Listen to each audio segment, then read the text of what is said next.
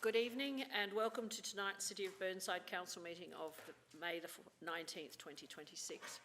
Please stand if you are able and remain silent for the acknowledgements.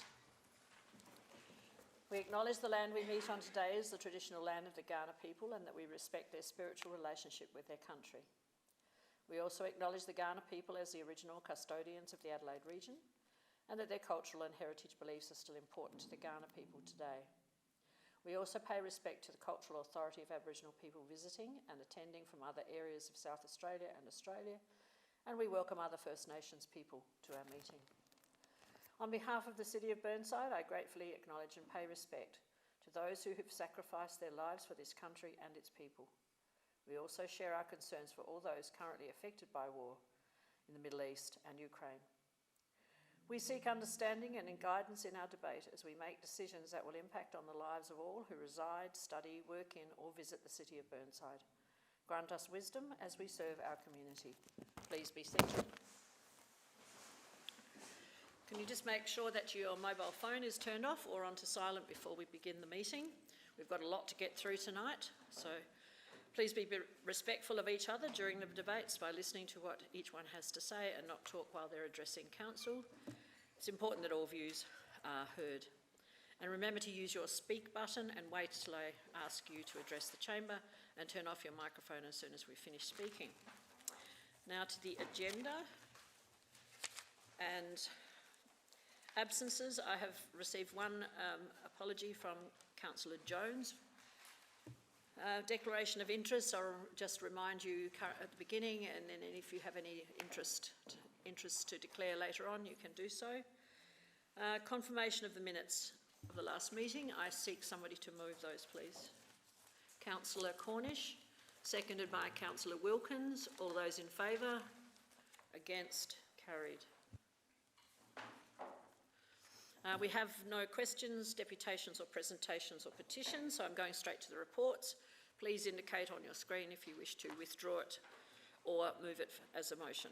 So 11.1, third budget review. Councillor Cornish, you're moving it? Yep. Seconded by Councillor Henschke. All those in favour? Against? Carried.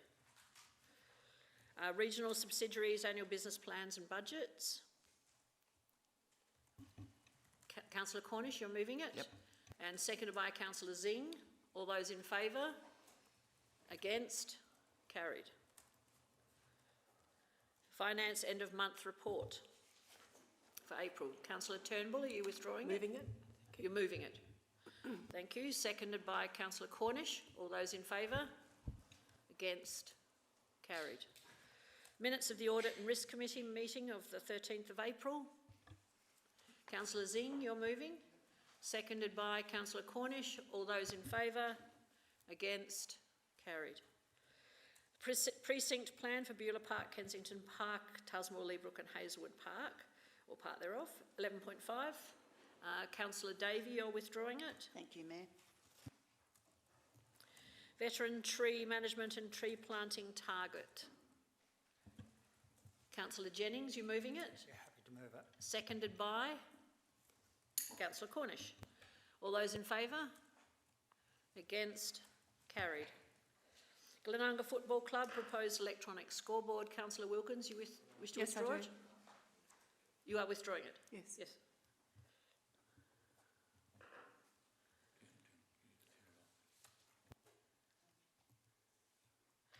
Uh, 11.8, proposed naming of public place, Kensington Wamma, in Kensington Wamma, Kensington Gardens. Councillor Harvey, are you withdrawing it? Or you moving. You're moving it. Seconded by Councillor Cornish. All those in favour? Against? Carried. CEO review, committee minutes and committee recommendation to council. 11.9. Councillor Davey, are you withdrawing it? Yes, thank you. You wish to withdraw it? Mayor's activity report. Councillor Davey, are you moving it? Oh, sorry. Councillor Zing, are you moving it? Seconded by Councillor Hallett. All those in favour? Against? Carried. Chief Executive's report. Councillor Turnbull. I'm pulling it, please. You're withdrawing it? Right, then we shall go back to item number 11.5 on page 151. Councillor Davey. Thank you, Mayor. I have an amended motion which is just coming through.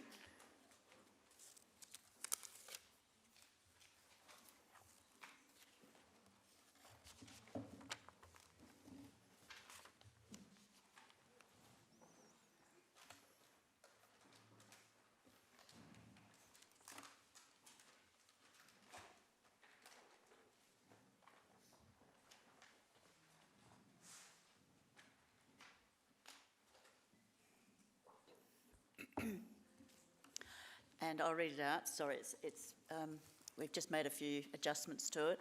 The Council notes the draft precinct plan for Beulah Park, Kensington Park, Leabrook, Tusmore, Hazelwood Park part, and undertakes an information session to provide additional clarification and further data and information on its key proposals and the input from DIT, particularly in relation to the road closure proposal at Rochester Street, Leabrook. Includes the Marriottville Precinct Master Plan as an intrinsic element of the precinct plan, and provides a report to Council for consideration of a revised plan in July, or should I say August? Can I just suggest I've just provided some wording that might assist to Wendy. If Wendy and Jason would be able to put it up, just if you give us a couple of seconds. Oh, sorry. I think it will achieve what you're looking to achieve. Okay. And if you're comfortable with it, then we'll proceed. But just if you give us a couple of seconds. Can we have your indulgence? We're just revising. Barry's just revised it.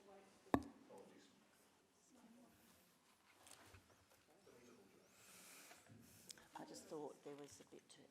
There's not enough information. And a lot of the residents will be screaming about closing rivals. So that'd be great if you support it.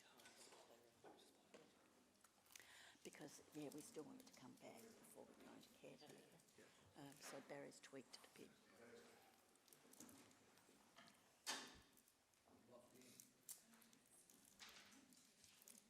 You just have to press the green button if you want to leave, Tim. I knew you would. Okay. So thank you, and thank you, Mr. Cant.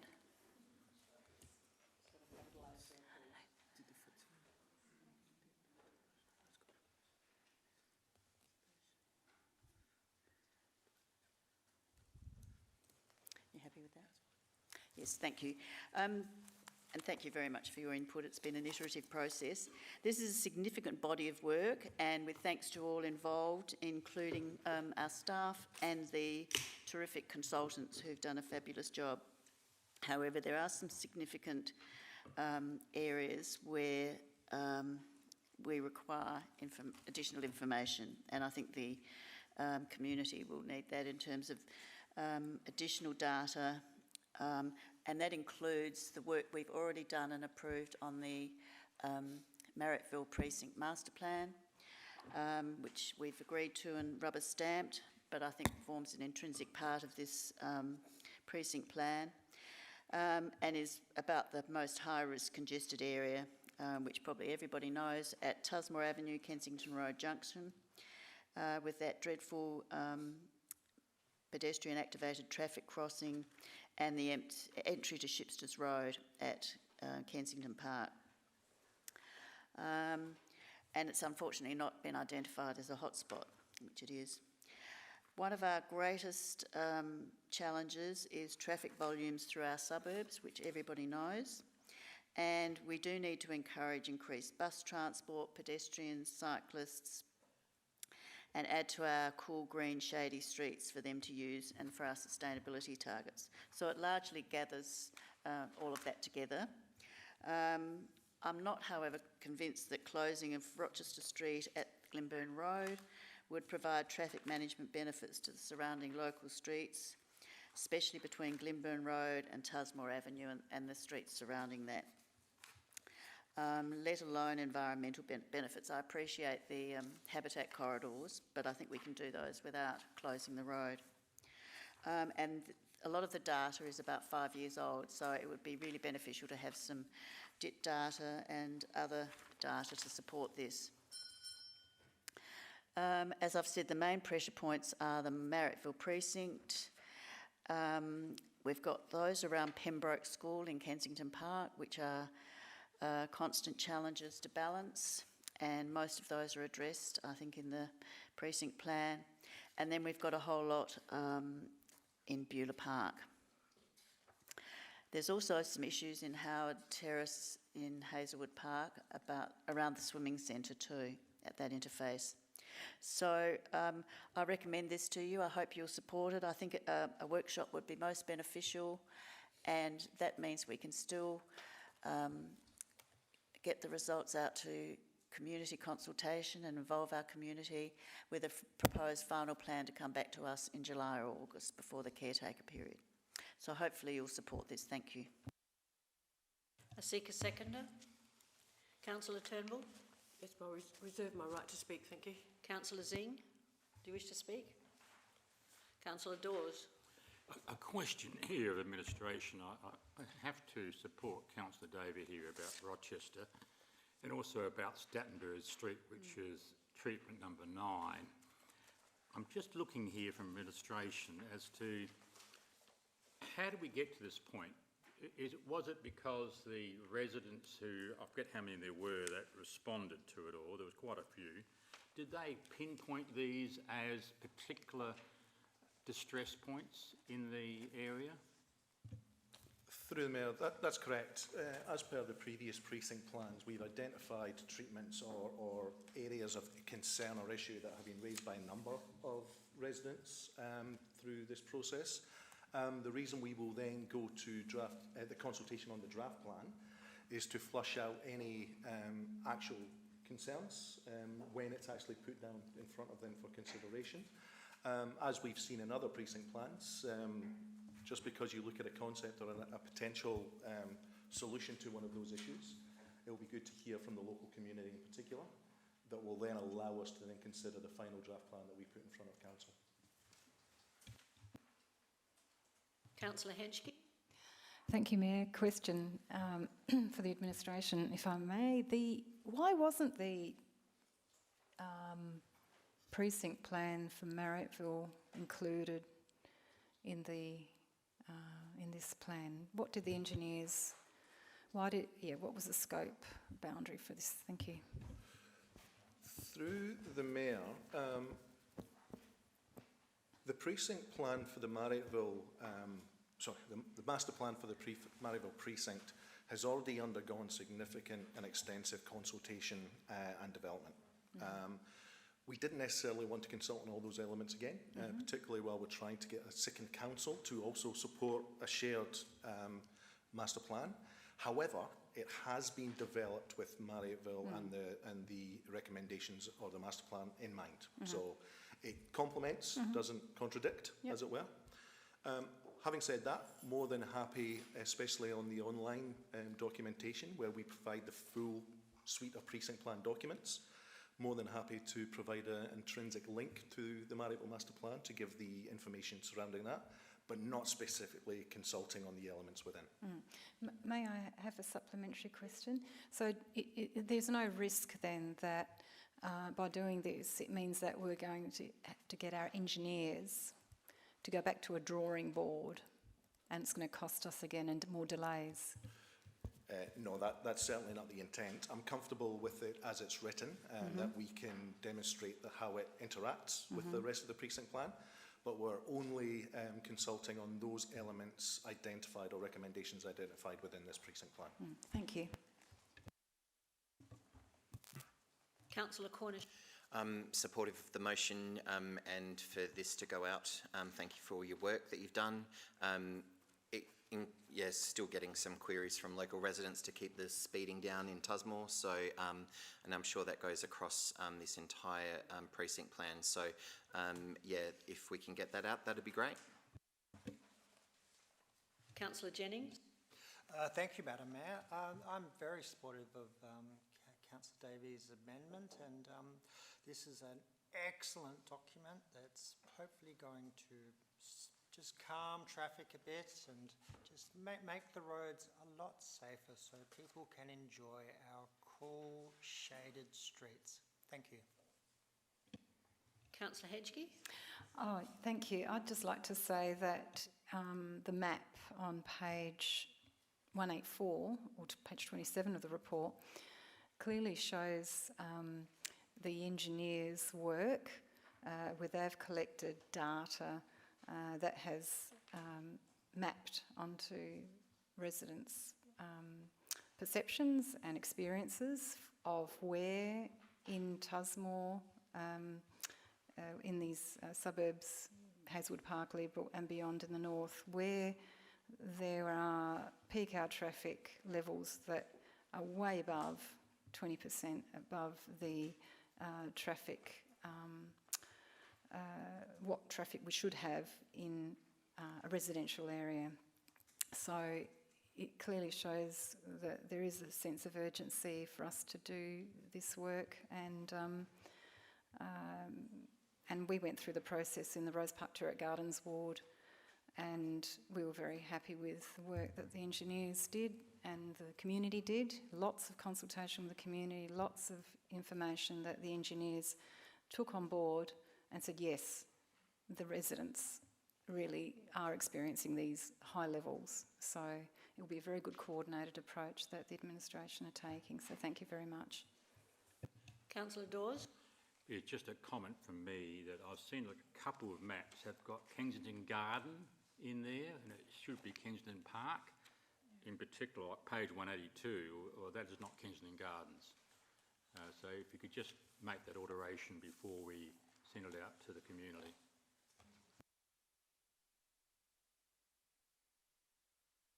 Councillor Turnbull, if you wish to speak, you need to speak now. All right. Then I shall now go back to Councillor Davey. Thank you everyone for your input and support. I think an info session will give us some more up-to-date information for our community and help them to be able to give proactive response. And it's certainly not my intention that we redo all the work and effort that went into the Marriotteville precinct plan. But as long as we note that and include that as a hotspot, but with the proviso that it has already been, it's not being opened up for contributions, although we'll probably get quite a few comments on it, that we'll be able to have proactive and positive feedback from the community. It'll be interesting to hear what they say about Rochester Road, but there is, as the previous councillor has said, there's an urgency for us to do this and get it underway. So I think this is probably the best way to do it, and so that we're informed with all the most up-to-date crash data and traffic volume data, which is what we know is exponentially increasing. So hopefully you'll support this. Thank you. I'll put the motion. Those in favour? Those against? Motion's carried. Now we move to 11.7, Councillor Wilkins, page 223.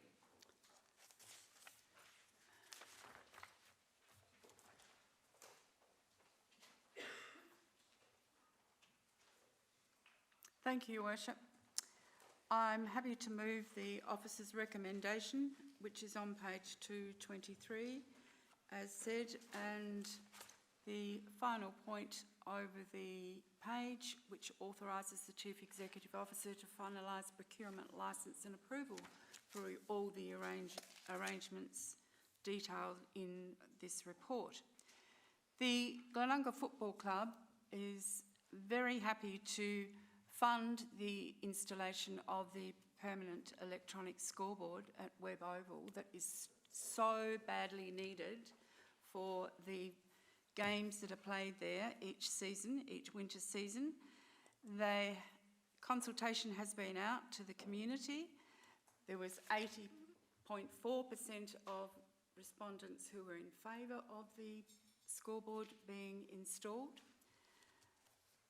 Just a few residents on the other side of the road who think that it will be an eyesore, but it won't be. It will be absolutely something that is desperately needed at that site. Instead of the shall I say, the very small scoreboard that's wheeled out for every football match that is played there. This has been under discussion with the board of the Glenunga Football Club for some years, and the club is very happy to have worked with the council staff in all the details that go into arranging this extra facility, which will be available for other clubs to use: cricket, athletics, school, community. And judging by other electronic scoreboards I've seen around when I've been following Glenunga Rams Juniors playing in all sorts of fields. Last week it was Sunday afternoon. It was at Largs North, out there on the Lefebvre Peninsula, half an hour's drive away. But their scoreboard was far better than the inept one we have in the cupboard at the moment. So this will be a great facility for the club, and the board is very happy to finance it so that it can be installed ASAP for the rest of this season. I'm happy to move the officers' recommendation and thank them for all the work that they've done in working with the best South Australian Community Football Club in 2025 to achieve this outcome for the whole community. I urge you to support this motion. Thank you. Councillor Hallett, are you wishing to second? Okay, I need a seconder first. Of course you would. All right, you second it then, and then you can ask your question straight away. I've lost my green button. Okay, thanks. I just wanted to ask about advertising and whether or not it will actually include advertising.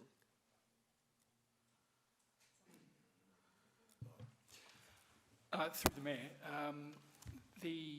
being a digital display, there's an opportunity to display sponsorship messages predominantly and some advertising while games are being played.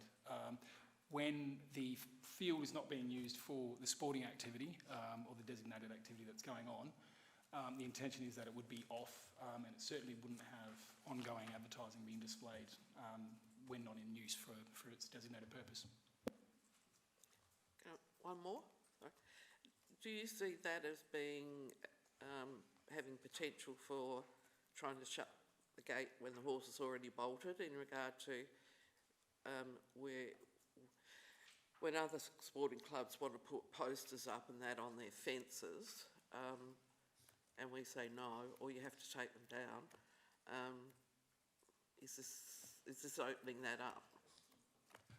Through the Mayor, Council's got adopted signage guidelines that all clubs have to abide by. So while there may be some sponsorship messages and some advertising that might be displayed during games while the display is used, it would still need to align with those expectations that Council set. In the same way, it's probably no different from a sporting club bringing out temporary signs and displaying them during games. As long as they're then placed back into their club rooms at the end, like call flute signage or those kind of installations, they're not appropriate to be out on reserves at all times. So from our perspective, in terms of minimising clutter in reserves, a digital display does that by being able to shut it off and then just being a piece of infrastructure when not in use. Okay, thank you. You didn't wish to speak any further, just questions? No. Okay, all right, then the next person to speak is Councillor Henschke. A couple of questions, if I may, through the Chair. Thank you. Adding to Councillor Hallett's question there, advertising, two things. Will it be turned off at 10 p.m. at night? I don't see that specifically in the conditions of approval.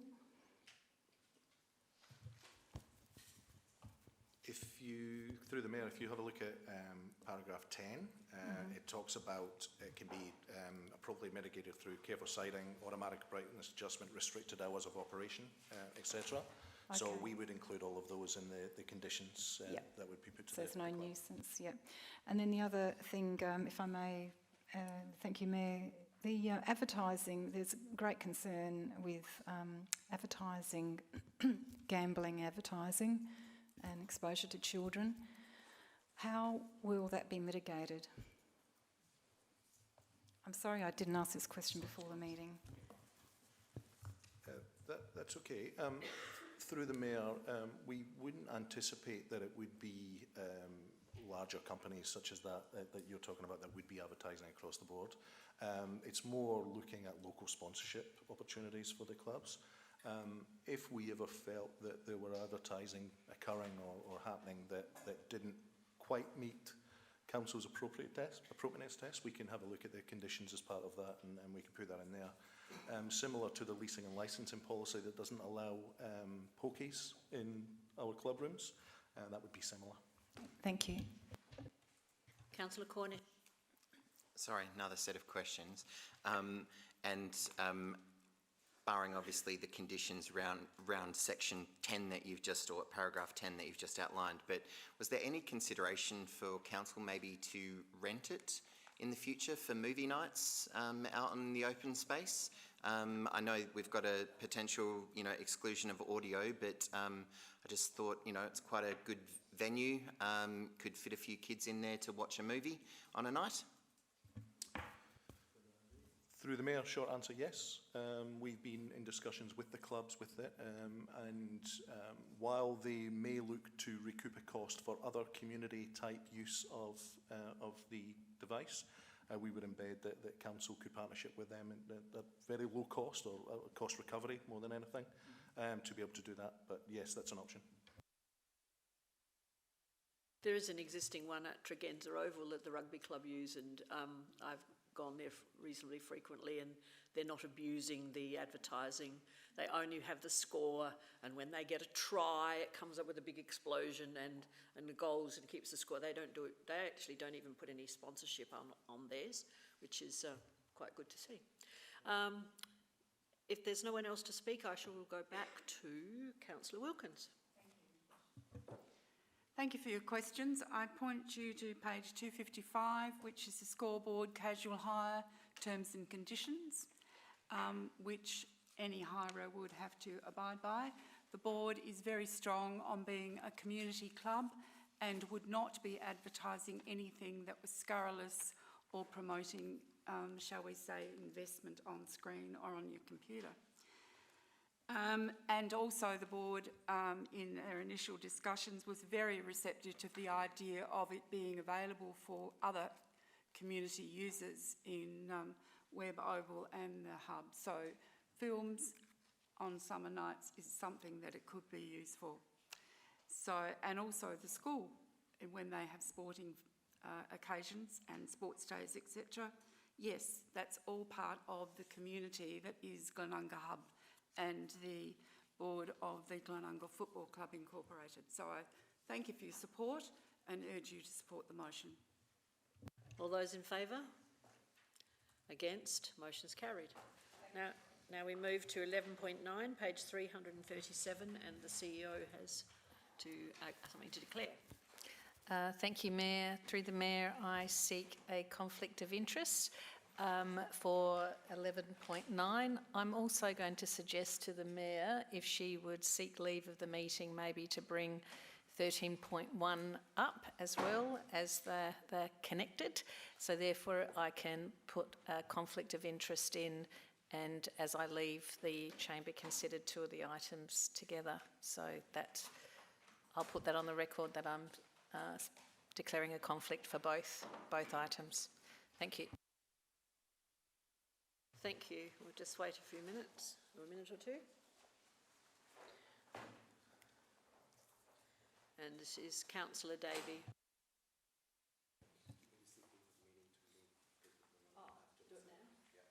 Can I ask, seek leave of the meeting now to just find out if you will support our CEO's suggestion of moving the item forward so we can discuss both of them while the CEO is out of the room?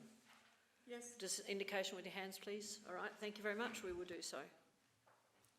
Now, Councillor Day. Thank you.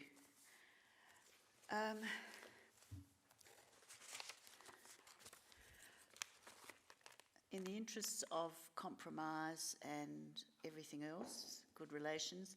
I'll move in accordance with the recommendation that Council notes the minutes from the CEO Review Committee held on the 15th of April and the subsequent recommendation by the committee to Council in item 10.1 of the minutes, and does not include leave provisions within the CEO Review Committee terms of reference at this time. However, requests the following at A.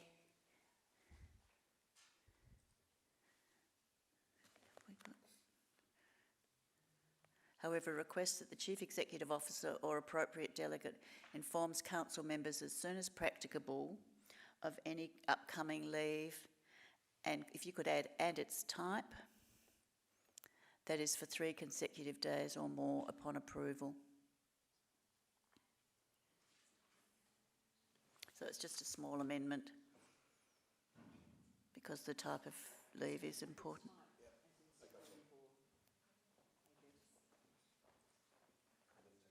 Thank you. This was a rather long and rather adversarial meeting, and I don't understand why.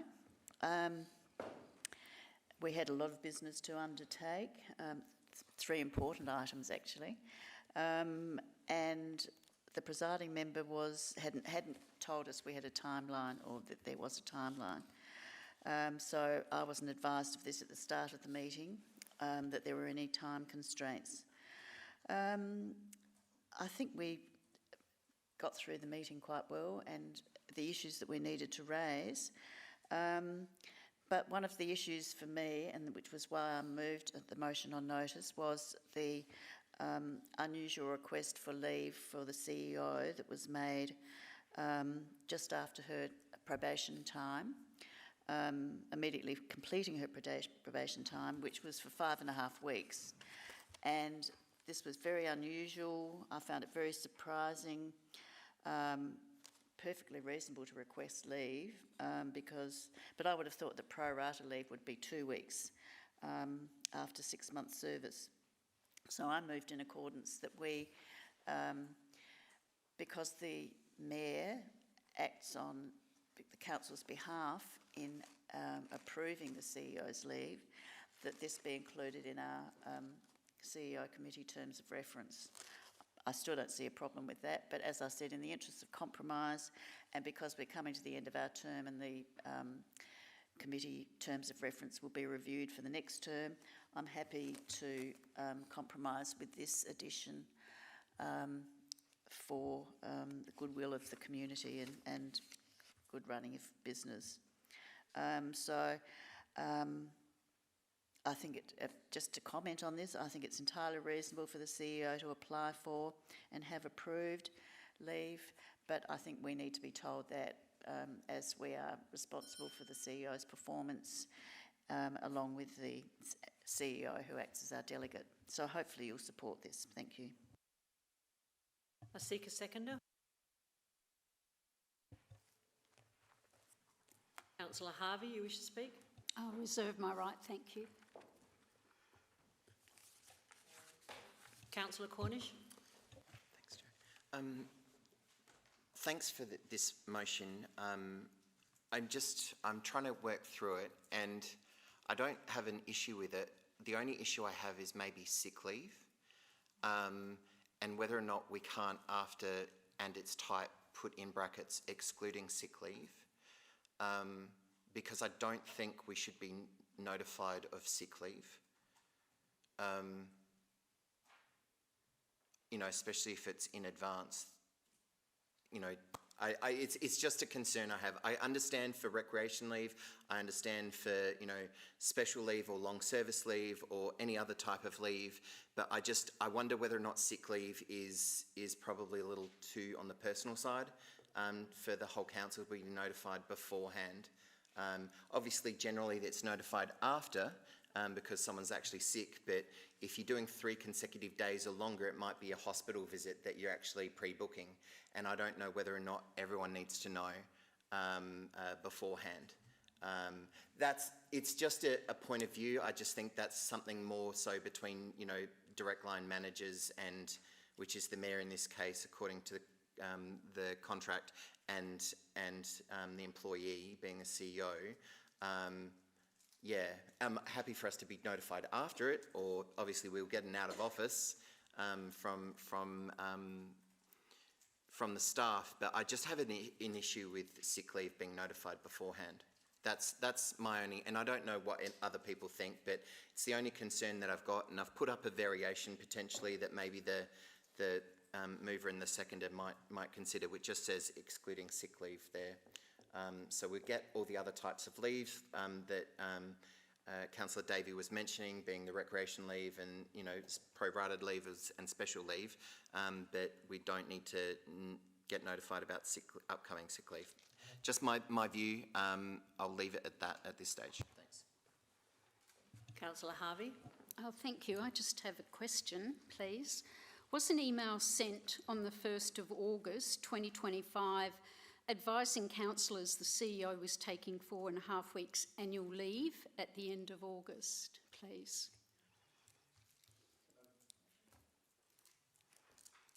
Just pardon me, just a governance step just before we answer that question. Just in terms of the excluding sick leave, that's been penciled into the motion, but we would need agreement from the mover and the seconder if you agree with that. If you don't agree with that, then we'll continue the debate. Councillor Davey to start with.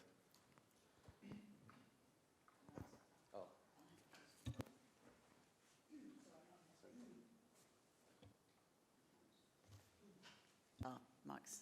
Thank you. I don't see why we can't be told in confidence if someone's having sick leave. It appears absolutely reasonable, but this is the CEO who's leading the organisation, and it's perfectly reasonable to approve it, but I would like to be told in confidence, if necessary, maintaining privacy, of course. So I am ambivalent about excluding sick leave, because I think there's so many different types, and that's what we've got a bit caught up with here. So I'd rather leave it just as its type and just have this maintaining confidence. Okay, thank you. We'll put the motion back to Councillor Davies' original alternate motion. And sorry, Councillor Harvey, if we can provide the microphone back for your questions. Now, Councillor Jennings, would you mind just turning yours off, please? And we'll restart. And Councillor Henschke, could you move yours off too? Because Councillor Harvey was actually speaking, and she was the second of the motion. So I'll let her speak first, and then now you can put yours on if you wish to speak. Did you get that question? Oh. Was an email sent on the 1st of August 2025 advising councillors the CEO was taking 4.5 weeks annual leave at the end of August? So through the Mayor, no, the Mayor did not send an email on the 1st of August. It actually came from the Mayor's EA. There is actually no rule on who does the notification. However, the officer's recommendation ties this up. But did it say annual leave? Through the Mayor, yes, you're right. It wasn't specific in the types of leave that was being taken. I just have another question. So were councillors advised that it wasn't annual leave, in fact, but it was purchased leave? And was this pre-approved in the CEO's contract? Sorry, could you please repeat that again? Were councillors advised that it wasn't annual leave, but it was in fact purchased leave? And was that pre-approved in the CEO's contract? So through the Mayor, so there's two parts to this question. So the first part is that, from my understanding, there were two types of leave taken during that period. And the second part is, in line with her contract, the approval process was undertaken correctly. So it was pre-purchased leave, is that correct? The CEO did purchase some leave, yes. And just one more question, if I may. So can you please... No, I think unless the people who are queued up, we have got a rule of 2 questions. You want me to let it go? I'm just seeking approval from those who are not on the list. All right, Councillor Harvey. I just would like clarification as to the difference between annual leave and purchased leave. Thank you. Sure. So through the Mayor, annual leave is accrued throughout the employment journey, whereas purchase leave is purchased by the employee and funded by a reduction in their salary payments. Now, Councillor Jen. Thank you, Madam Mayor.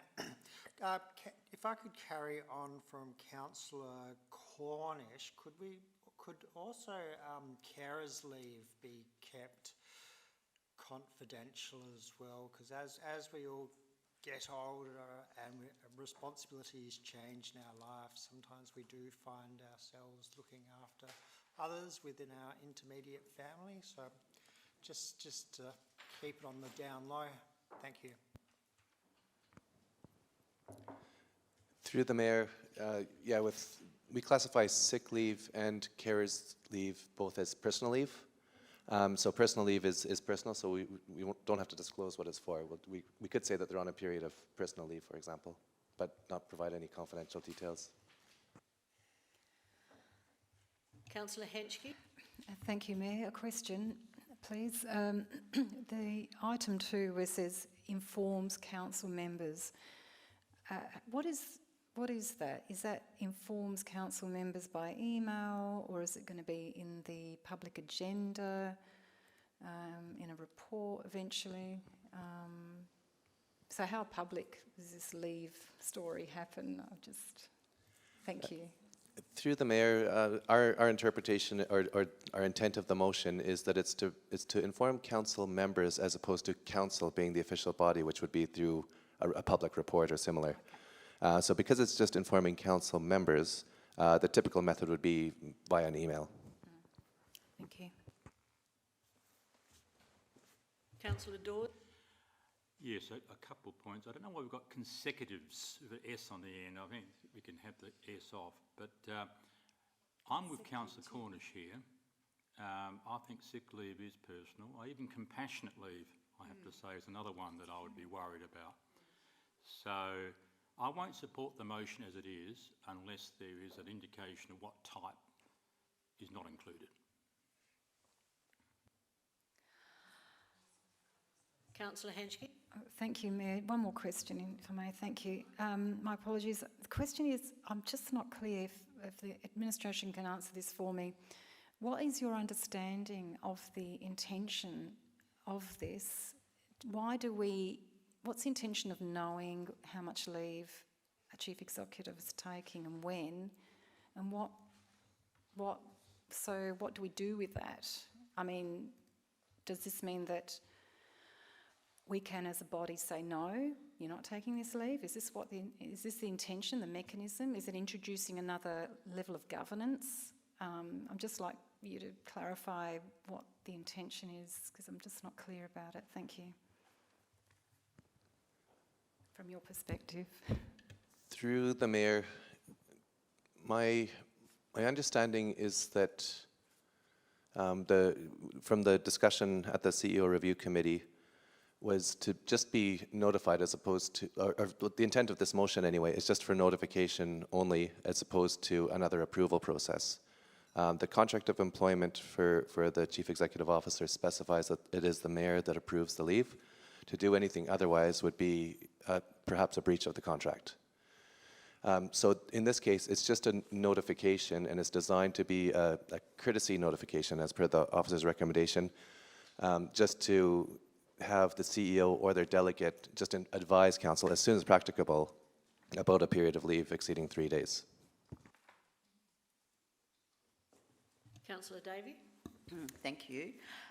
This has raised a few questions to my mind of what the types of leave are. And they seem to be personal leave and entitled leave that one's entitled to. Is this a question, Councillor Davey? Or are you summing up? No, I'm asking a question. Okay. Yes, sorry. I don't understand purchase leave, and if someone could just explain to me purchase leave, and is everybody in the organisation entitled to it at all levels of the organisation, or is that just an executive benefit? Thanks. So through the Mayor, purchase leave is, all employees are able to access purchase leave. So essentially it's where an employee, or in this case a CEO, would purchase a block of leave ahead and then would need to take it within that financial year. The repayments for that, as I said before, is a reduction in their salary.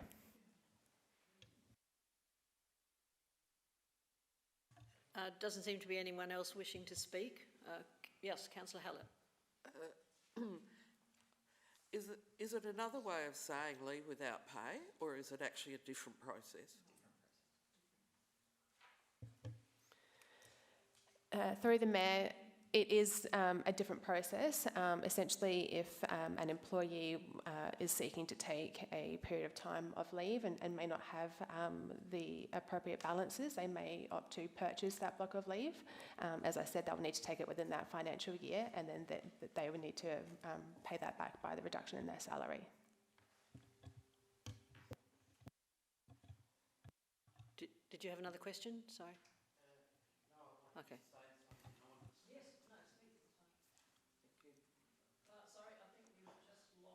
Well, I've just got one question because I've spoken. Leave it on, Councillor Hallett. My question is to potentially a mover or seconder. The and its type, if that is removed from this motion, would actually remove the issue regarding it's just leave. We don't know what type. So then there's no confidentiality. So the inclusion of its type of leave has caused probably some issues. So if that was removed from the motion, it might you consider it, is my question. I have to ask a question. Up to the mover and second. I'm happy to leave it. You want it to stay? Yes. All right. Councillor Hallett, now you can speak. I'm the same as Councillor Cornish in that I have concerns with the type of leave, and now that we've taken out, minor sick leave, so we've talked about compassionate leave, sick leave, carer leave. I think to me it's got some. It seems as if it's interfering with people's privacy. I don't have an issue with the arrangement. Like, I can't see what the issue was even in regard to agreeing to taking purchase leave, because I don't know about you, but I've done that when I've been applying for jobs. I've, as part of the contract process, I've negotiated for special conditions, and whether that means shorter hours or working 4 days spread over 3. And I've also organised to take leave without pay as part of signing on to, if they want me, well, that's what you've got to give me. And I think, I haven't been able to see what the issue is with it. And I think that the CEO is entitled to some privacy in regard to that we don't have to know that she's sick. We don't have to ride in and let everyone know that we're having a week off because we're sick. And so I just think it's an invasion of privacy, particularly in regard to sick or compassionate leave or whatever. Before Councillor Davey sums up, I just want to add. Oh, sorry, Councillor Hitchcock, do you have another question? Yes, I've got a question for the administration. Don't we have standard processes, standard protocols anyway for leave informing? I mean, why do we need this? There are probably standard protocols throughout local government that we could just activate. Through the Mayor, there isn't anything in the contract of employment in terms of notification to council members. There's stuff about the approval process, but the notification has always been a courtesy email. So in this case, an email did go out on the 1st, but it didn't specify the type of leave, the 1st of August last year. And then the CEO sent in the CEO news on the 18th of August a second email. So it's just notifications, but it didn't specify the type, but there's nothing prescriptive to force that. The statement I was going to make was that ever since I've been mayor, so that's nearly 8 years, every time a CEO has applied for leave, the first thing I do is check with governance, I check with the payrolls, and make sure that they are entitled to any form of leave that they ask for. And that's the first thing that I do before I even consider the leave. Now, Councillor Davey. Thank you. Thank you all very, very much for your input. It's all very interesting to see the different perspectives. I see it this way, that the CEO is responsible to council for their performance, and that includes their attendance at work. I mean, we're all familiar with that from our workplaces. So I believe it is relevant from a governance and integrity perspective that CMs are informed when the Mayor, who is delegated to approve the leave and does so as she's advised us after checking with governance and checking on entitlement, advises CMs in a confidential email. I don't see that there's anything wrong with that. I think we need to know the type, because if it's carers leave or compassionate leave or whatever, that's all it needs to be said. There's so many different reasons for taking leave. They're all relevant and genuine. But if it goes on, whether it's 3 days or a week or 3 weeks, we are entitled to know from a governance perspective. We manage resources, we have responsibilities in terms of our CEO, and that's all I'm flagging. I will say again, I thought it was 5.5 weeks that the CEO was away. If it was 4.5 or 5 weeks, I found that very unusual when she was just out of her probation period. She hadn't had the leave agreed in her contract discussions and negotiations, which is commonplace when people have holidays booked or whatever. I'm not quibbling about entitlement, because I think, you know, she'd served 6 months, so she was entitled to 2 weeks leave. That would have been perfectly reasonable. But there was some obfuscation and lack of transparency in the whole process. And that's what flagged something to me. So I think in terms of good governance and the integrity of our operation, I think it's very stringent for all the staff, and I think we should apply the same principles with equity, fairness and transparency for everyone who is employed at the City of Burnside. So I don't intend, my motion is not saying that we need to spout to the world what type of leave the CEO is having, but for the administration of the organisation to see who's acting and that there are arrangements in place for the good governance, good management of the organisation. As council members, we need to know. As a council, it doesn't need to be announced as a council, but as council members, we need to know. So that's why I'm putting this motion to you. I hope you'll support it in the spirit that it's of compromise that it's been offered. I've taken it out of the terms of reference and moving that, as has been suggested by the General Manager Governance. So I've compromised on that, but I think we do need to know if the CEO has surgery and then is off for 2 weeks. We need to know that she's on sick leave. So hopefully you'll support it in the interest of good governance. Thanks. I'll put the motion. Those in favour? Those against? Division's been called, so those who voted in favour, please stand. Councillors Wilkins, Turnbull, Harvey and Davey for 4, and against Councillor Jennings, Dawes, Henschke, Cornish. Sorry, I'm going too fast.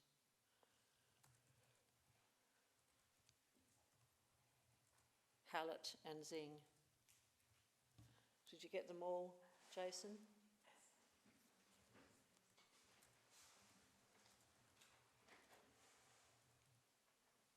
Right, thank you very much. And now we will move to the motion on notice, which is on page 413, then I'll speak to it very briefly. Do we need to remove that motion in another way to accept the minutes? Oh, yes, we do, I guess, don't we? Yes. Yes, we do. So, do we go back to the I'm first happy to motion? move item 1. Item 1. Good point, thank you, Councillor Cornish. I've got to go back to the page number again.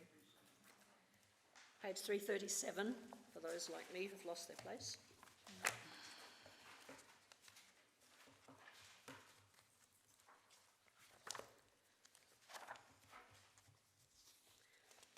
Item 1 notes the minutes of the CEO committee held 15th of April and subsequent recommendation made by the CEO Review Committee in Council Item 10.1 of the minutes. Right, a seconder, Councillor Henschke, you're seconding. Do you wish to speak? Are you okay if we just put the motion? Right, all those in favour? Against? Motion's carried. I think somebody voted twice, but I'll forget it. All right, so thank you very much. The motion is carried. And now we move to item 13.1. I have chosen to run this motion to support the outcomes of the CEO committee by including all councillors in decision-making over the next 2 committee meetings. Our first task is to agree on the wording of the CEO performance plan that was discussed at our last meeting and that you were all asked to submit, at our last one, I mean the CEO Performance Committee meeting, and you were all asked to submit your feedback to that plan. The plan includes vitally important key performance indicators upon which our CEO will be assessed in the performance of her duties. I believe it is advisable to have all councillors involved in the decision-making through a formalised set of meeting procedures that operates like this council meeting does. I believe that having everyone involved will support a more informed whole of council approach and strengthen our practices of decision-making.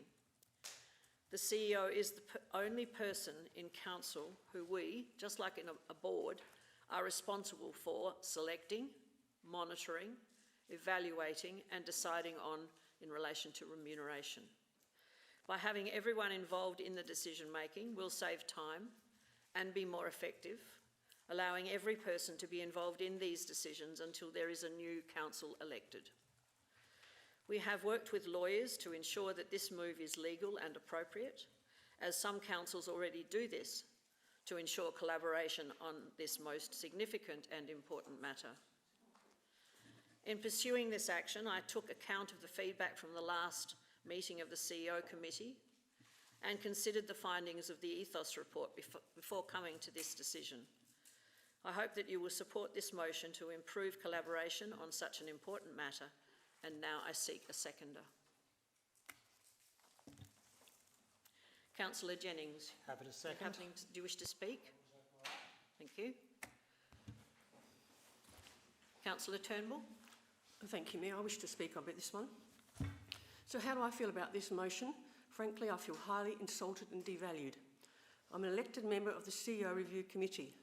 I'm there because all of you, as our council, elected me to this role. And in this role, I've conducted my responsibilities with honesty and integrity to the best of my ability.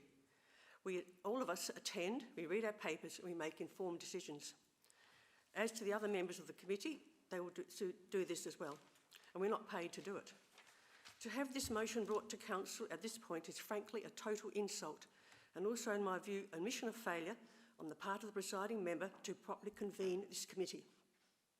In my nearly 8 years on council, I've never before seen such an extreme action from a presiding member to move such a motion against a properly constituted and functional council committee, chaired by the presiding member, and that has simply and effectively been conscientiously going about its business. It is vindictive and shameful. So why do committees such as this exist? They exist because council considers that for the sake of efficiency, there are some functions that should be delegated to a subgroup of council, and which do not at all times require the engagement of the full council. Committees are, of course, fully accountable to the council. The committee itself has no authority, is fully accountable and answerable to council. This motion presented by the presiding member seeks to remove the current status of the established CEO Review Committee and to enlarge this committee to the full council. Why? Is this then a precedent for all other council committees? Just because the presiding member thinks so? It's a slippery slope. Back to the CEO Review Committee. In doing its job, and which it's charged to do, the committee's raised a number of challenging questions regarding the employment conditions of the CEO. These questions are totally process related and in no way reflect on the performance of the CEO. They are a matter of process. I will note two particular questions that were raised by the committee. One, very early in the CEO's term and during her probation period, Council approved the purchase of the private motor vehicle that would become part of the salary package should she meet the probation requirements. The question that was raised was why this purchase was made while the CEO was still on probation. You'd expect your committee to answer this, to question this. Early in the CEO's first year in office, she undertook a significant period of recreation leave, called annual leave, that had not at that point been accrued, without any reference to either council or your committee. Again, the circumstances are probably quite justifiable, but there was a failure of due process. Again, you would expect your committee to ask the question. Two of us councillors were actually required to attend a special meeting after we raised concerns as to why the CEO was using annual leave after only 5.5 months in the position. We were told it was annual leave and the CEO would make up the leave in the future, but we should have been advised. The report attached to this proposed motion notes some of the dysfunction that's occurred within this committee. I would suggest to Council that most of this arises from the poor management provided by the presiding member. Trying to sack your committee that sometimes asks some awkward questions is not good governance. Listening to them is. At the last meeting, 3 councillors came to observe. One appeared to be recording and one was taking notes. When I asked one of them how they found the meeting, they used the word schmozzle. I remember this word as we had a discussion how it was spelt. And too many meetings have been a schmozzle, poorly chaired. I'm insulted by this cheap motion, and for the sake of good governance, I ask you to vote it down. It insults my honesty and integrity. Thank you. Now, Councillor Harvey.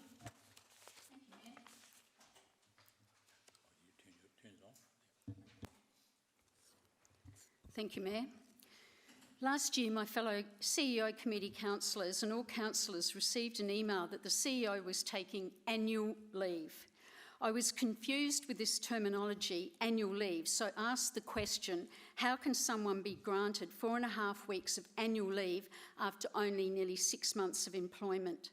After asking a simple question for transparency, clarity and way of explanation, I felt I had been admonished for simply asking the question of the CEO's annual leave, which in fact was not annual leave but purchased leave.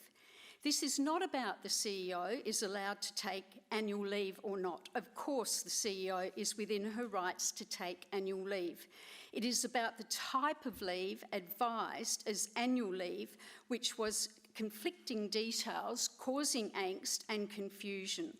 The CEO had in fact taken purchased leave, not annual leave, so we were misinformed. Had we been provided with the correct information of purchased leave, this would never have been raised and would have mitigated any potential misunderstanding, plus eliminated meetings that felt unsafe.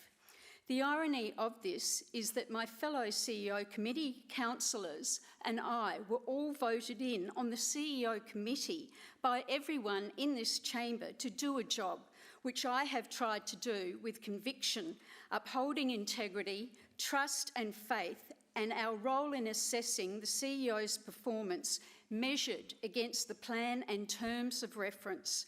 I firmly believe as an elected body I have upheld the duty of the CEO Committee 13.1 to 13.4.3 and 13.2 as required.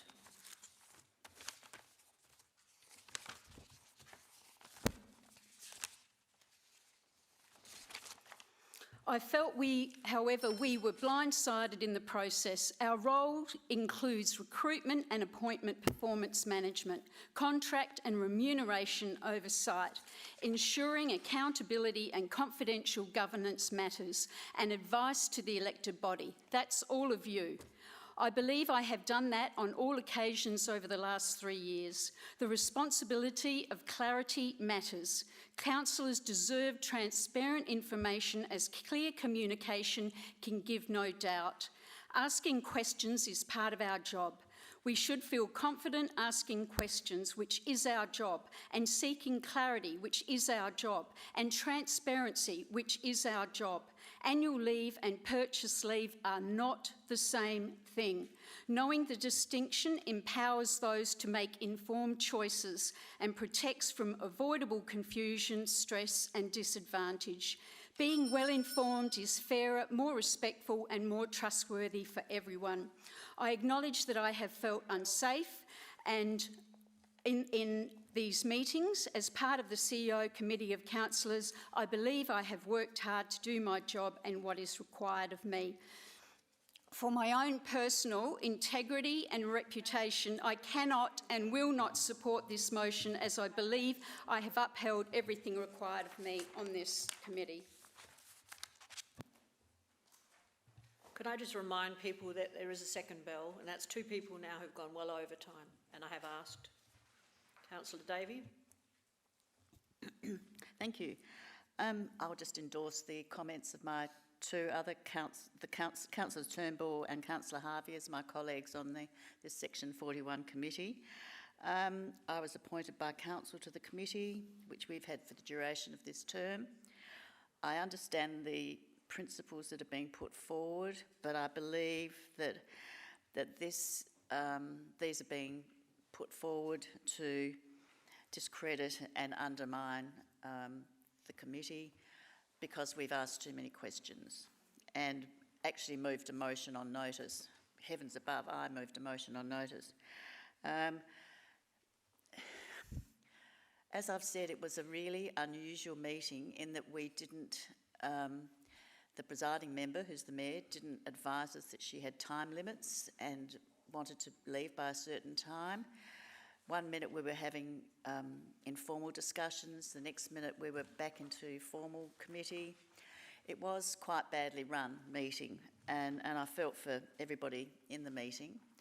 But we had work to do. We had lots of issues that we, as councillors, appointed by our community, and sworn to uphold, we're doing our best to deal with. So I don't see the necessity of this. I can understand the mayor's rationale, but she has a role in this, and I don't quite understand why it seems to have been so confronting that we would disagree with her on the CEO committee. But we're council appointees to this committee. So I won't support this. I think it's insulting, and I think it's being done to, not for good reasons, it's being done to discredit us. So I won't support it. Councillor Cornish. Just a question of the administration. Obviously I did attend the meeting, but I'm feeling unsafe in meetings, and I'm hearing schmozzles. Is that something that, you know, has that been communicated to the administration, that something needs to be done at these meetings? Through the mayor, every committee member did communicate to the administration that it was either unworkable or unsafe or unprofessional. So because all committee members did that, the intent of the motion was to find the most constructive way forward that wasn't detracting from anybody, wasn't kicking anybody off the committee, wasn't dissolving the committee, but just found a way just to alleviate the issues and have it run similar to a council meeting. Councillor Hedge. Thank you. I'll quickly speak to this. Just adding to what the Director Corporate said, and really, I think it sounds like there needs to be more help, and we can all, as a chamber, contribute in this capacity as outlined in this new motion. Yeah, it just sounds like from the debate tonight that we can. I'm very happy to help and contribute to the CEO performance and committee terms of reference, etc. Thank you. Councillor Davey. Yes, I do have a question. Why is the whole council different? Why would it be better behaved than the Section 41 committee, which is in charge of the same presiding member, because the tone of the meeting is in charge of the presiding member, surely. I'm a bit confused about why, and I didn't have a chance to say that, why things would be different with from the Section 41 committee meeting to a council meeting. Through the Mayor, thank you for the question, by the way. The difference is that currently the CEO Review Committee Terms of Reference points to Part 3 of the Local Government Regulations 2013 for meeting procedures. What that means is the committee can be run relatively informally, which opens the avenue for a lot of back and forth discussion, all that kind of thing. It can be quite unstructured. What the intent of this motion does is it changes it to Part 2 under the Local Government Meeting Regulations, which means that it must be run like a council meeting in this structured format, in which case everyone gets a turn to talk, they get their time, and then the mayor can say their bit just before it goes to the vote, just like a council meeting.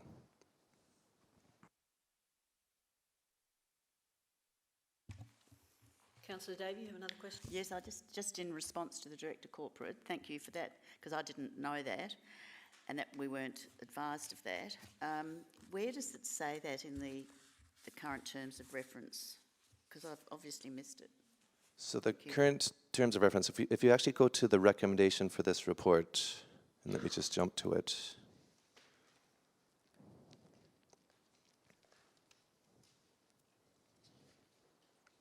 So in Part 1 of the recommendation, if you look at 1D, it refers to Clause 8.5 of the CEO Review Committee Terms of Reference. So it's referring to Part 3 at the moment, but substituting it with Part 2 of the regulations. So that is the key part that changes it from a relatively unstructured meeting to a structured meeting similar to a council meeting.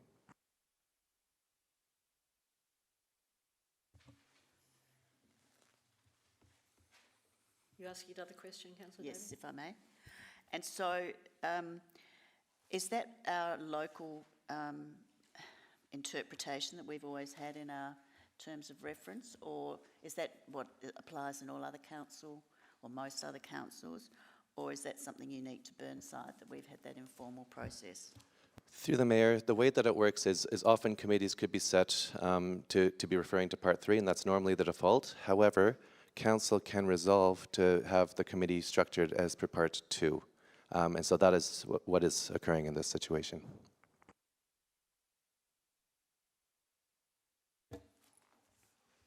Councillor Turnbull, do you wish to ask a question? Question, thank you. How possible is it for us to have an independent chair for this meeting, for this committee meeting? The CEO committee, an independent chair. Through the Mayor, the current terms of reference refer to that the presiding member is the Mayor as the ex officio presiding member, unless otherwise resolved by Council. So what that would take then would be perhaps a motion on notice to Council to then have that changed.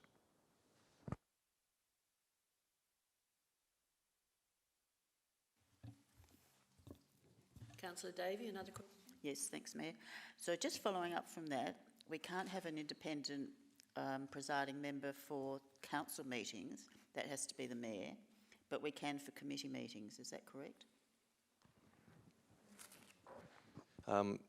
Through the Mayor, yeah, the Council must have the Mayor, or if the Mayor is not present and you have perhaps a Deputy Mayor, are the ones that would preside over that. And if you didn't have either, then Council would have to move on the night about who's going to be chairing the meeting as per practice. But correct, that for a committee, you can have someone that's not the Mayor chairing that committee. One example might be the Audit and Risk Committee, where we've got an independent chair. The only challenge with that, though, is if a motion on notice was brought to Council to seek an independent chair, you'd have to consider the timeline before caretaker, and that there's only 2 more items left to be dealt with this year, because we'd have to go through a recruitment process or a procurement process or similar in order to get an independent person, and we'd probably have to establish a committee of councillors as well to then also go through that process to shortlist and decide who that's going to be. So your odds of having that done before the next 2 items of business are finished are basically nil.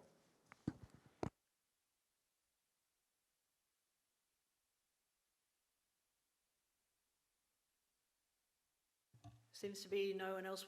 Councillor Dawes. Yeah, I think I should speak here. With Councillor Cornish, I was also at this meeting. It was a disappointing meeting.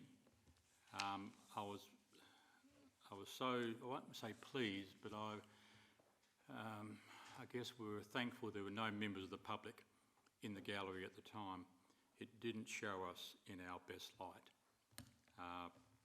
And if you look at paragraphs 5 and 6 from the administration, I think they are spot on.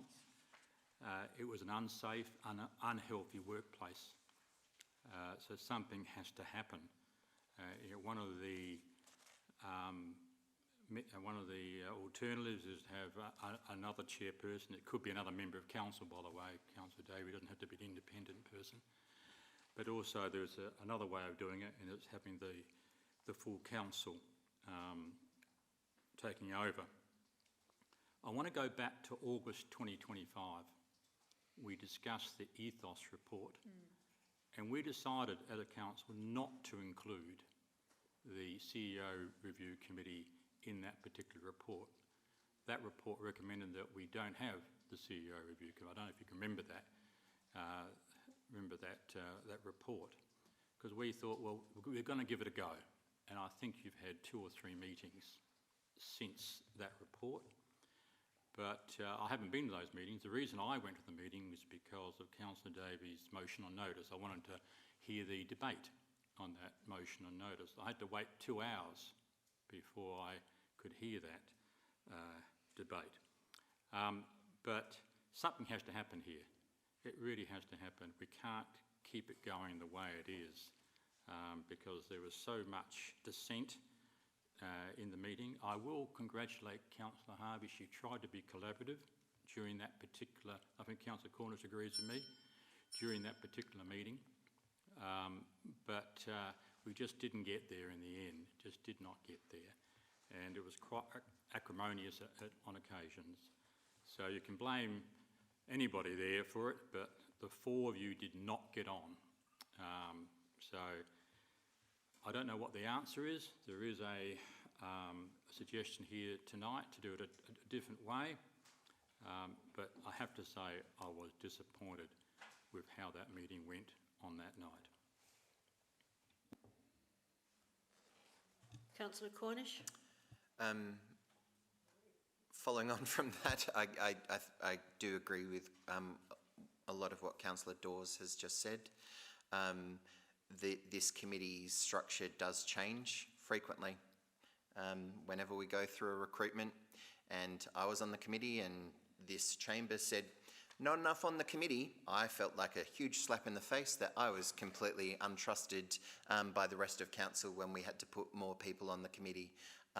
So like this committee does go through changes over its time, and this is just another one of those. I do feel it needs to run a bit smoother, and I'm hoping this motion is a change in the right direction. It might not be. We just might have to re-elect and spill it and go again. But I'm happy to try this and support this motion as it is, and see if we can't actually manage the performance of the CEO in an appropriate manner, and advocate on behalf of the City of Burnside to actually change the banding. That was quite the debate of the night, was the banding for me of the CEO, and how the state government's just arbitrarily changed how much our CEO can get paid, and we've got no wiggle room whatsoever now. You're seeing around the state right now, and I don't know if you guys are keeping up, but the number of CEOs that are resigning because they're not getting paid what they can get paid in the state government for a lot less responsibility, It's absolutely and utterly astounding what the state government is doing to the local government sector by not appropriately remunerating CEOs that have a huge budget, huge number of staff, 40 odd different pieces of legislation that they have to worry about. It is absolutely astronomical, and the fact that, you know, we really do need to support and advocate for this CEO to be able to pay our CEO maybe the same amount of the Copper Coast Council, because they're currently able to pay theirs a lot more than we can pay ours, which I think is absolutely atrocious given they've got a third of the population, and a lot less of the other things as well, let alone the complexities with high-rise buildings and all of these things that we're having to deal with in such a compact city in Adelaide. So I do support this motion. I think we do need to do some things here, and yeah, please support this motion. Thank you. Councillor Hallett. I support the motion as is. I also attended the meeting. I agree. I can't remember if it was Councillor Dawes or Councillor Cornish said that he congratulated Councillor Harvey because, and this is my interpretation, whether or not I observed correctly or not, I don't know, but this is what I was thinking, was that the only person who seemed to me to have done her reading and done her homework was Councillor Harvey. She was trying to help Councillor Turnbull. Councillor Turnbull couldn't hear. She was sitting right on that very last seat. Only had to move up to get closer. So it just turned into this confusing, I didn't hear that, what did you say? Oh, put the microphones on. And it just struck me as being, there was a lot of anger and wanting to go over it like grind the axe. And so I agree with Councillor Dawes, it didn't put us in a good light. And I think there were also some terms that a couple of the members didn't understand or appear to understand. And I think Councillor Harvey explained that she did understand what smart meant because she had been involved in that process previously. So yeah, I did find it. I just thought it was chaotic, angry, and it didn't seem like. It seemed like Councillor Harvey was the only one who'd actually came prepared. So I think that I don't see it as being that it's a reflection on you, because I only attended one meeting, and sometimes that, you know, you can get the wrong end of the stick. But it seems to me that we've only got 2 more meetings to go, and it would be, the members still get to have their vote, and so we just do it with all members involved in the decision-making process. Councillor Davey, you have another question? Yes, I just want to clarify. Councillor Cornish made a statement about the state government running the remuneration process. Isn't it the remuneration tribunal that runs the remuneration process for CEOs, which is totally separate authority to the state government? Correct me if I'm wrong. Through the Mayor, yes, you're correct. If there's no one else who wishes to speak, I shall return to... Oh, well, I won't be speaking at all. I'm just going to put the motion. All those Can I just ask another question? I don't understand why we had to have all the naming and shaming and the personal snide comments. I'll just make that comment. I just don't understand and why that's allowed.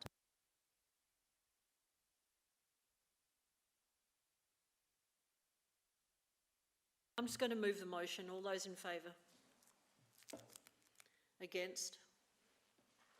Motion's carried. Thank you. I think it might be a good idea for us to have a 10-minute break now and come back and complete the rest of the meeting after that break. Are you okay with that? If just an indication? Sorry, yes? Councillor Zing moved. Yes, Councillor Zing moved it. All those support it? To have a break now? Right, that's sufficient, thank you. We'll have a 10-minute break and resume at 8:34.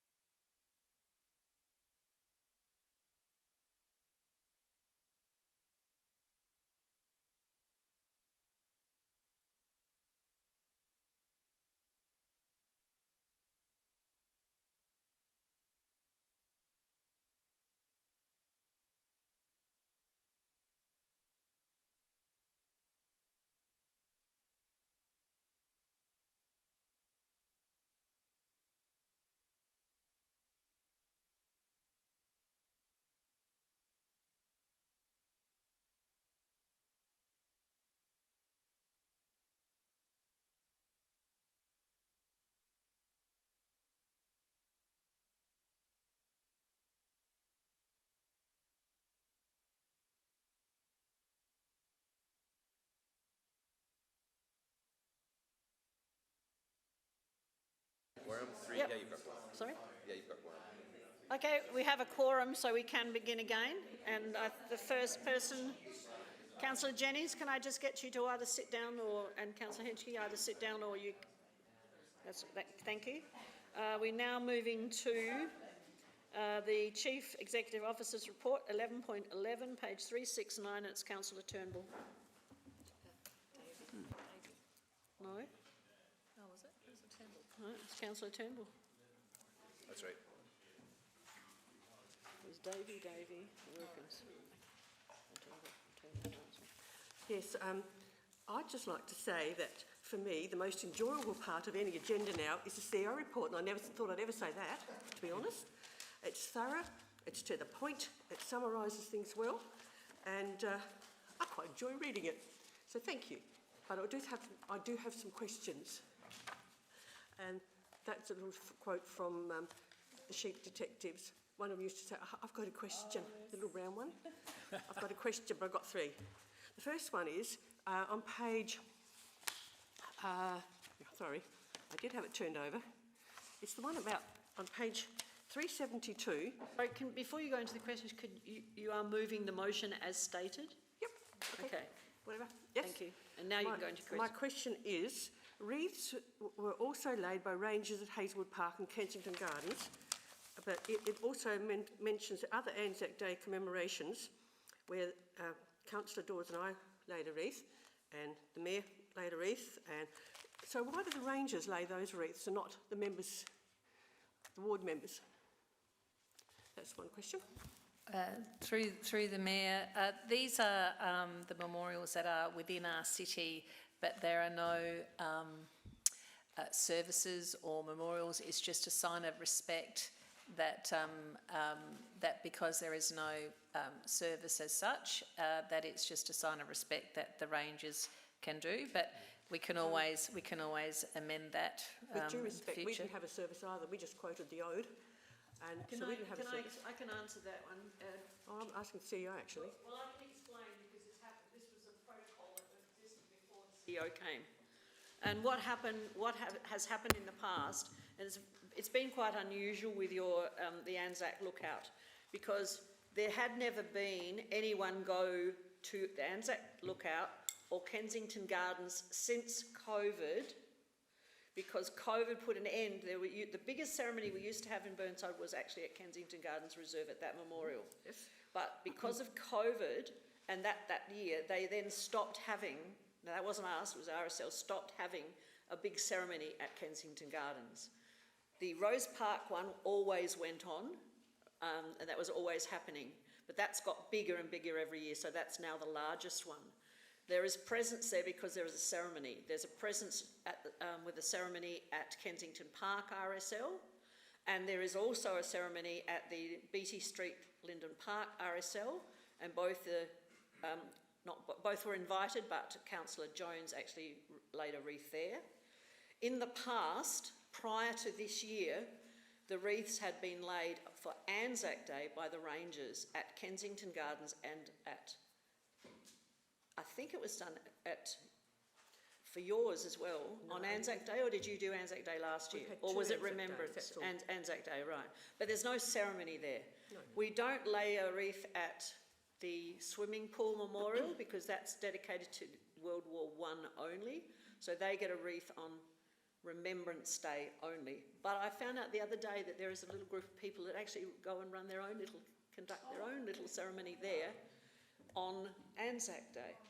So it's actually historic the way that's emerged, and there didn't used to be anyone going up to Anzac Lookout up until was it last year the first time you did it? Yeah. So you've just started a new tradition. And so instead of the Rangers doing it, we've been doing it. We had an audience of one. Oh, two. Two, was it? Oh, two, yeah, two. So, my next question, so the little brown sheet. When do we receive an update from the BRSI noting that council voted for 2 per year?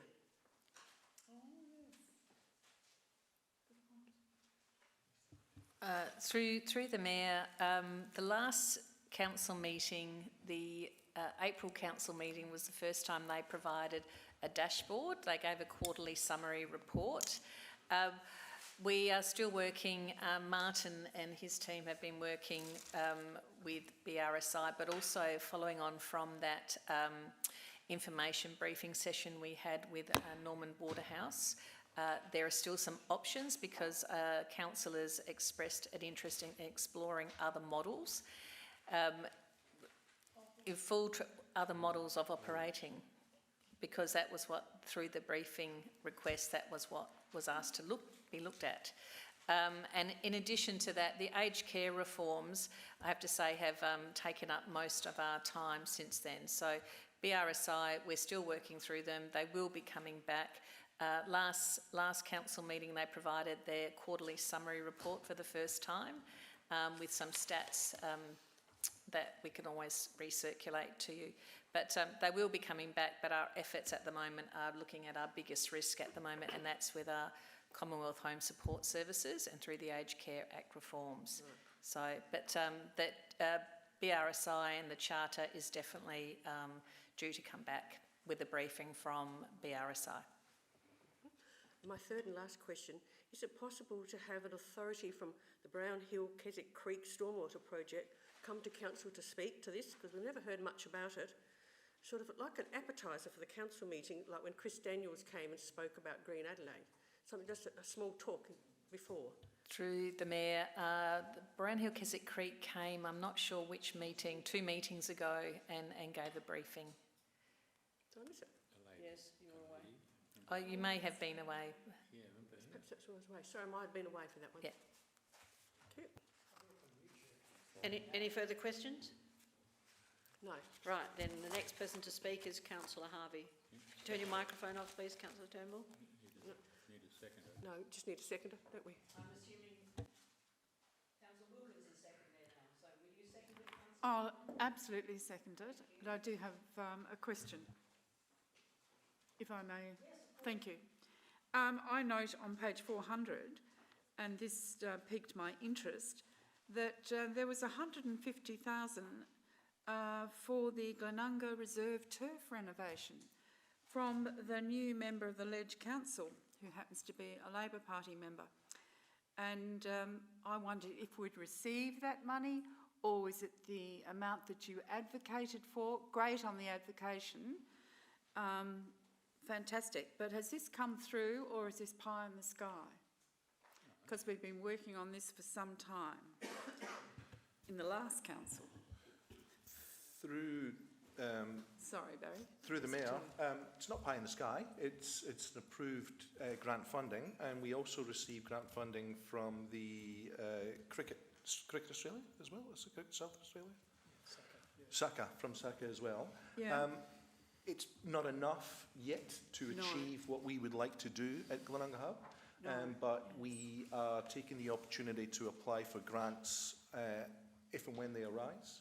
And some of these grant allocations are obviously not to the full amount that we require, or even 50% of what we require, but it all helps. And securing more grant funding will help us secure additional grant funding in the future, which we continue to try and advocate and apply for. So that money has been received and it's in the bank? No, it's not received. There's conditions that you need to follow, and you need to submit significant project information.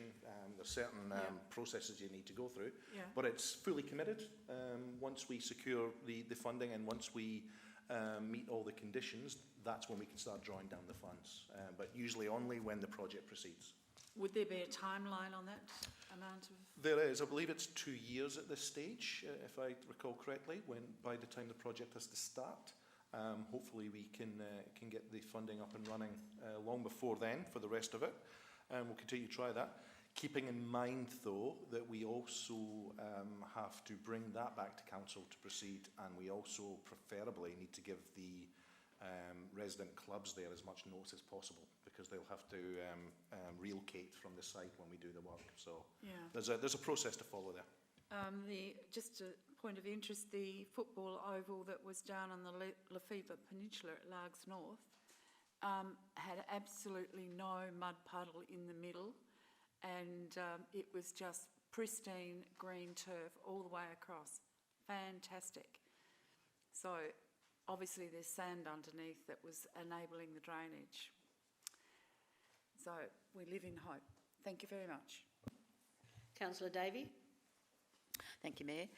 Yes, I endorse Councillor Turnbull's comments about the detail in the CEO's report. So thank you very much for such a great compilation of all the things that have happened. I just have two questions. One, I didn't know about the oyster shell recycling. It's a wonderful idea, but I didn't see any publicity about it. So in future, could we have a bit more of that flagged to us?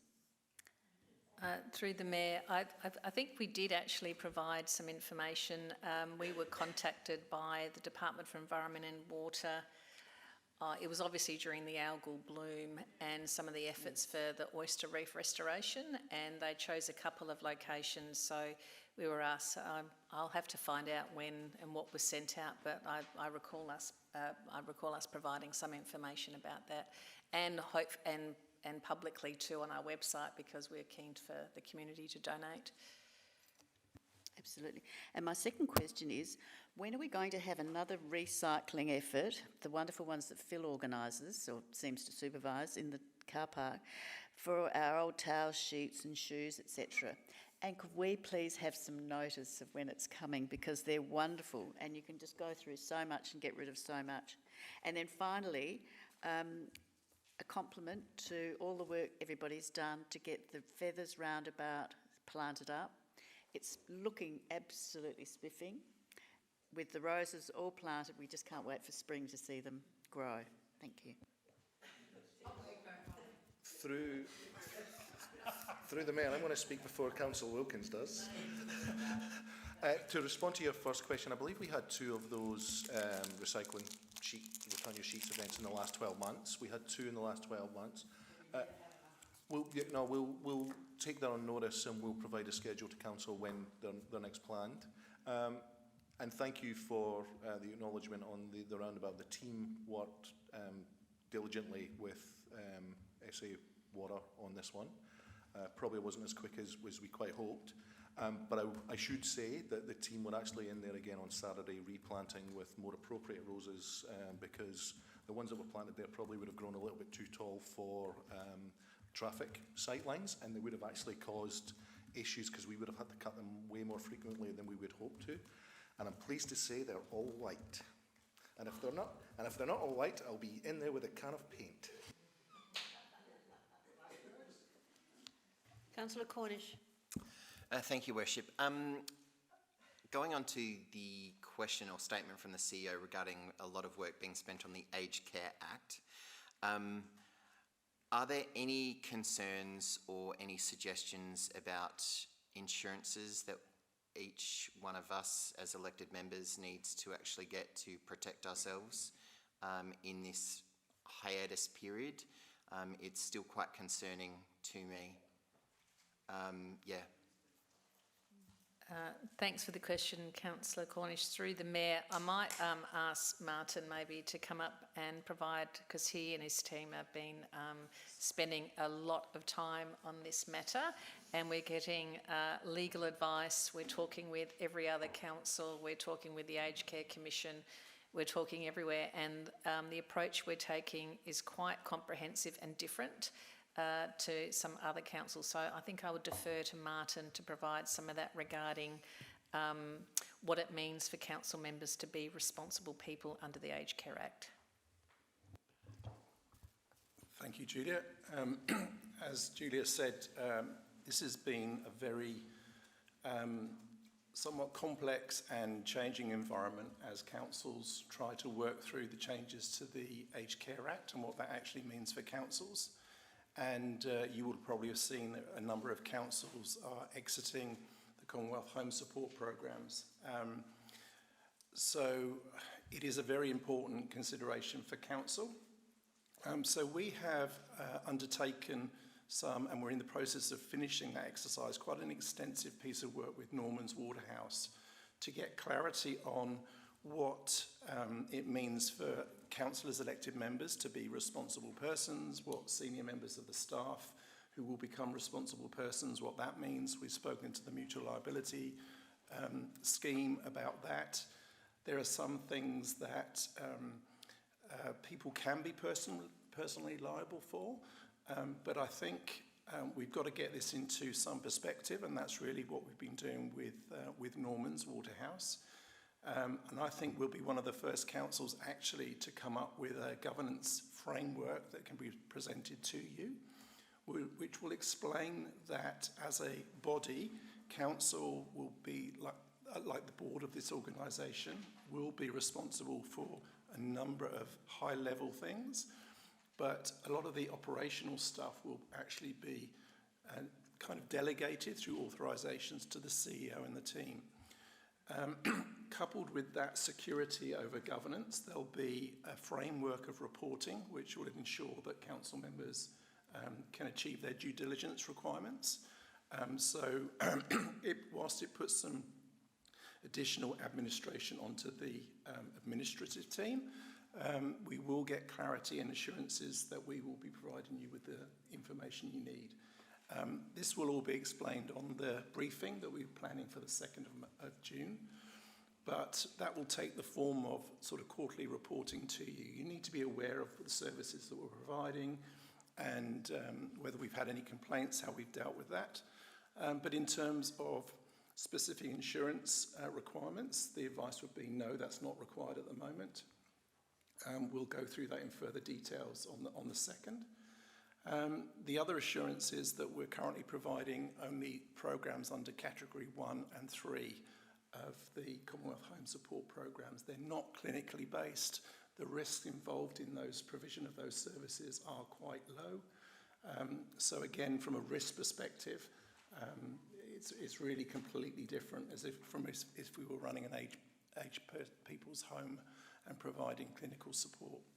So there's been a lot of work going on. Some of this is trying to make sense of the differences between the Local Government Act and the Aged Care Act.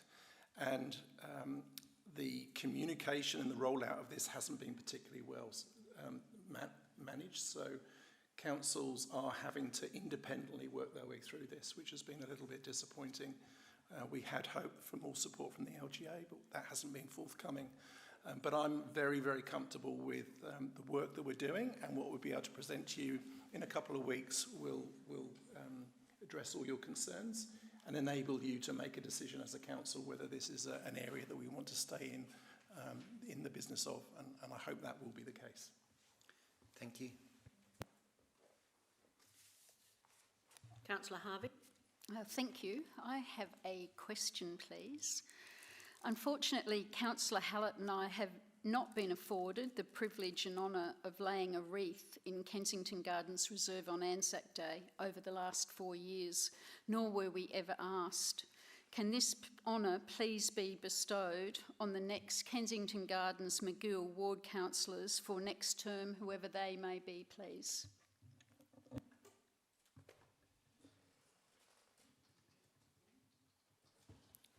That's fine. We can sort that out for the next Anzac Day.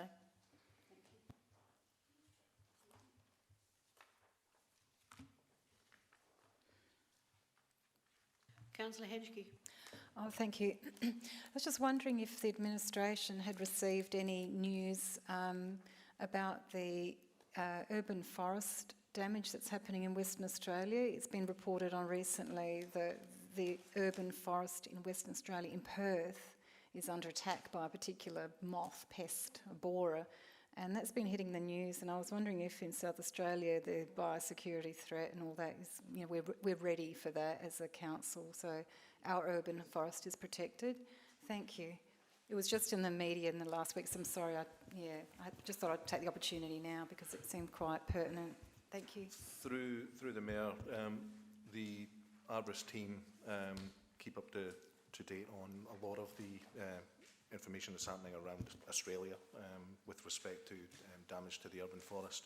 And they are aware of it, and they are keeping a brief with their colleagues in terms of what may potentially come to South Australia. But I'd be happy to take that on notice and provide more information. Great. Thank you very much. Councillor Wilkins. Thank you, Your Worship. Through to the officers. First of all, I have to say thank you to the staff who did plant up the roundabout at the weekend. I did notice it, and I said hooray as I drove around the roundabout. But thank you. And secondly, you just to Martin, you just raised a query that I read in the report. Are we still going to be able to have the workshops at the hub for those who are making possum boxes and bird boxes, which apparently is one of the activities that people engage in? Thank you for the question. Yes, it is very much hope that we can continue that. So that comes under our the SHED program, which is funded as part of the Commonwealth Home Support Programme. So yes, absolutely. Council has a big investment in the SHED. It's a funded program at the moment and a very well attended program. So it would certainly be our recommendation to Council that that program continues. Can I go back now to Councillor Turnbull to sum up? I can put the motion. Right. All those in favour? Against? Carried.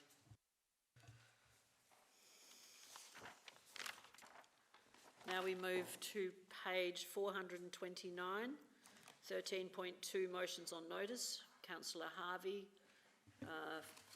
superannuation for elected members. Thank you, Mayor. I move the motion for Council submission of superannuation for elected members to the Remuneration Tribunal. Superannuation is afforded to all bodies of work within Australia under the superannuation guarantee system. Councillors are excluded from superannuation, which is inconsistent and unfair, as we are not employees nor volunteers. We are paid a stipend, not a salary. We know superannuation is compulsory across the workforce. Whilst the cut-off date has elapsed for a submission by Council to the Remuneration Panel, I'm advised that they are accepting late submissions from Council. To quote information from the ALGWA submission, that's Australian Local Government Women's Association, of which I have had approval to do so, I actually have a copy here of a submission that they sent, which was excellent. And if anybody would like a copy, I'm more than happy to email it to you. South Australian local government elected members are the lowest paid state in the whole of Australia. Superannuation sits at 12% as of July 25. Councillors are responsible for decision-making and undertaking official duties, governing complex organisations, managing significant budgets, and provide community leadership, yet are excluded from a fundamental element of the workforce. This is no longer fit for purpose, and so we must act with a submission from the CEO to the Remuneration Tribunal to introduce mandatory superannuation to align with modern standards. This is not only a remuneration issue, it is a systemic governance failure about fairness and integrity. By not being recognised as employees, we are excluded from a fundamental element of workplace protection, including occupational health and safety frameworks, of which that is actually also included in this submission from ALGWA, which was raised also at our last month's meeting. Anything less would leave in place a system that no modern workplace would tolerate.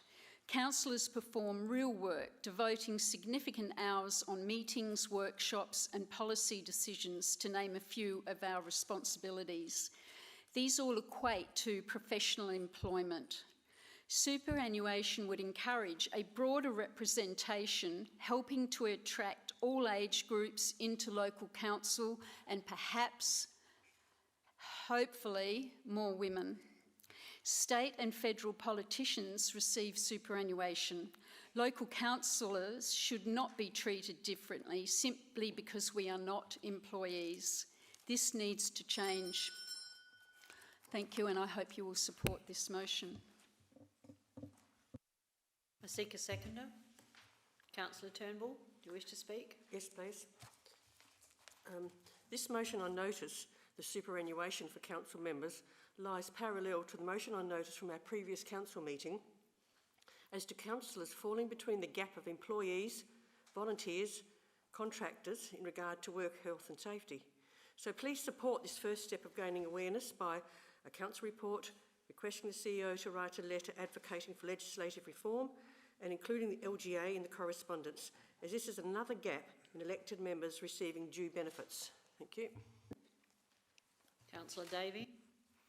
Thank you. I have a question before I make any comment. Is the Local Government Association doing any work on this, or anyone doing any work?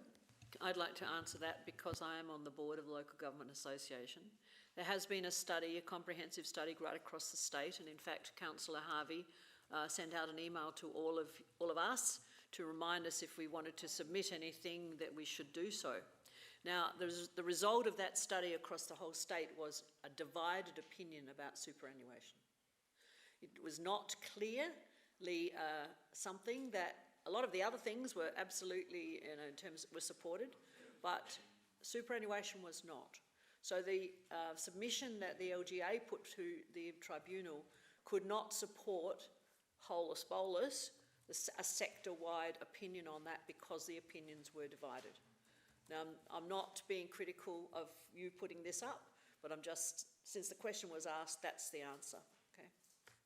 And their submission has already gone through. That doesn't mean to say you can't send something in, but councils were approached, I think, quite a long time ago to put submissions in if they wanted to.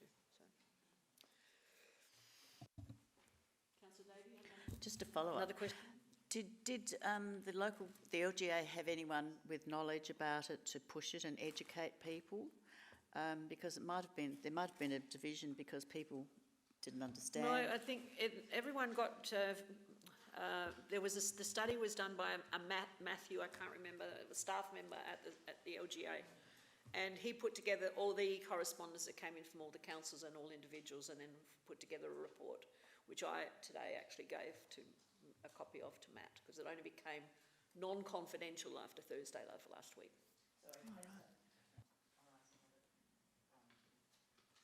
Councillor Wilkins, your name. Oh, I was just going to, do you need a seconder?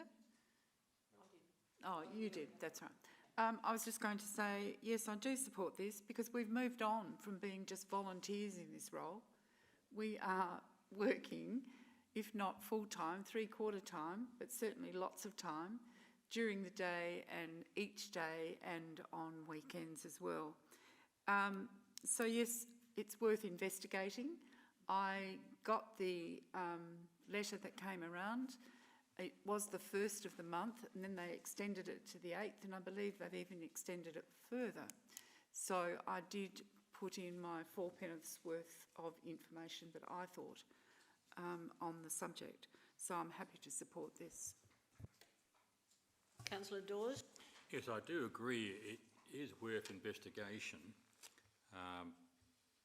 My question is that, and I was trying to do a calculation before, as the cost to council, and no one's mentioned it yet, and by my reckoning, based on current allowances, we're talking about 38,000 or just below 40,000, which includes the mayor, of course, in that. I'm guessing that's a cost to this council and nobody else. Am I correct in saying that? Through the mayor, yeah, that's correct. That's right. So that is the hard bit for us, is to explain, and I take what Councillor Turnbull just said because of the insurance issue. Perhaps it might cost 38,000 to insure us, I don't know, instead of paying super. But I would think the residents would say, is this an extra allowance you're getting?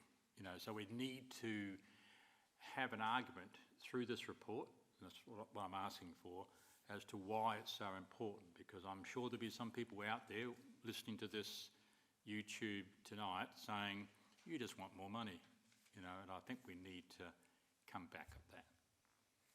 I just answer that. That was certainly something that came up in discussion in the board, because there were a lot of councils that looked at it from an affordability consideration. and particularly with a lot of those very smaller regional councils, would have a significant addition to their budget. Now, next one is Councillor Davis. Thank you. Just a follow-up question. My question before should have clarified that I meant leadership. Did we have any leadership from the LGA and informed leadership to really give us all the pros and cons? Because we haven't really had much of that lately in the downturn they've had with good leadership and a good CEO. A lot of staff have left and they don't seem to be up with all the latest developments in life and the community. That might be unfair observation, but is that part of the reason why the superannuation push failed? Because I actually support it for all the reasons that have already been said. I think we should certainly have a look at it. But yes, we certainly do need more leadership from the Local Government Association in a whole lot of areas, I would suggest. Did you want to?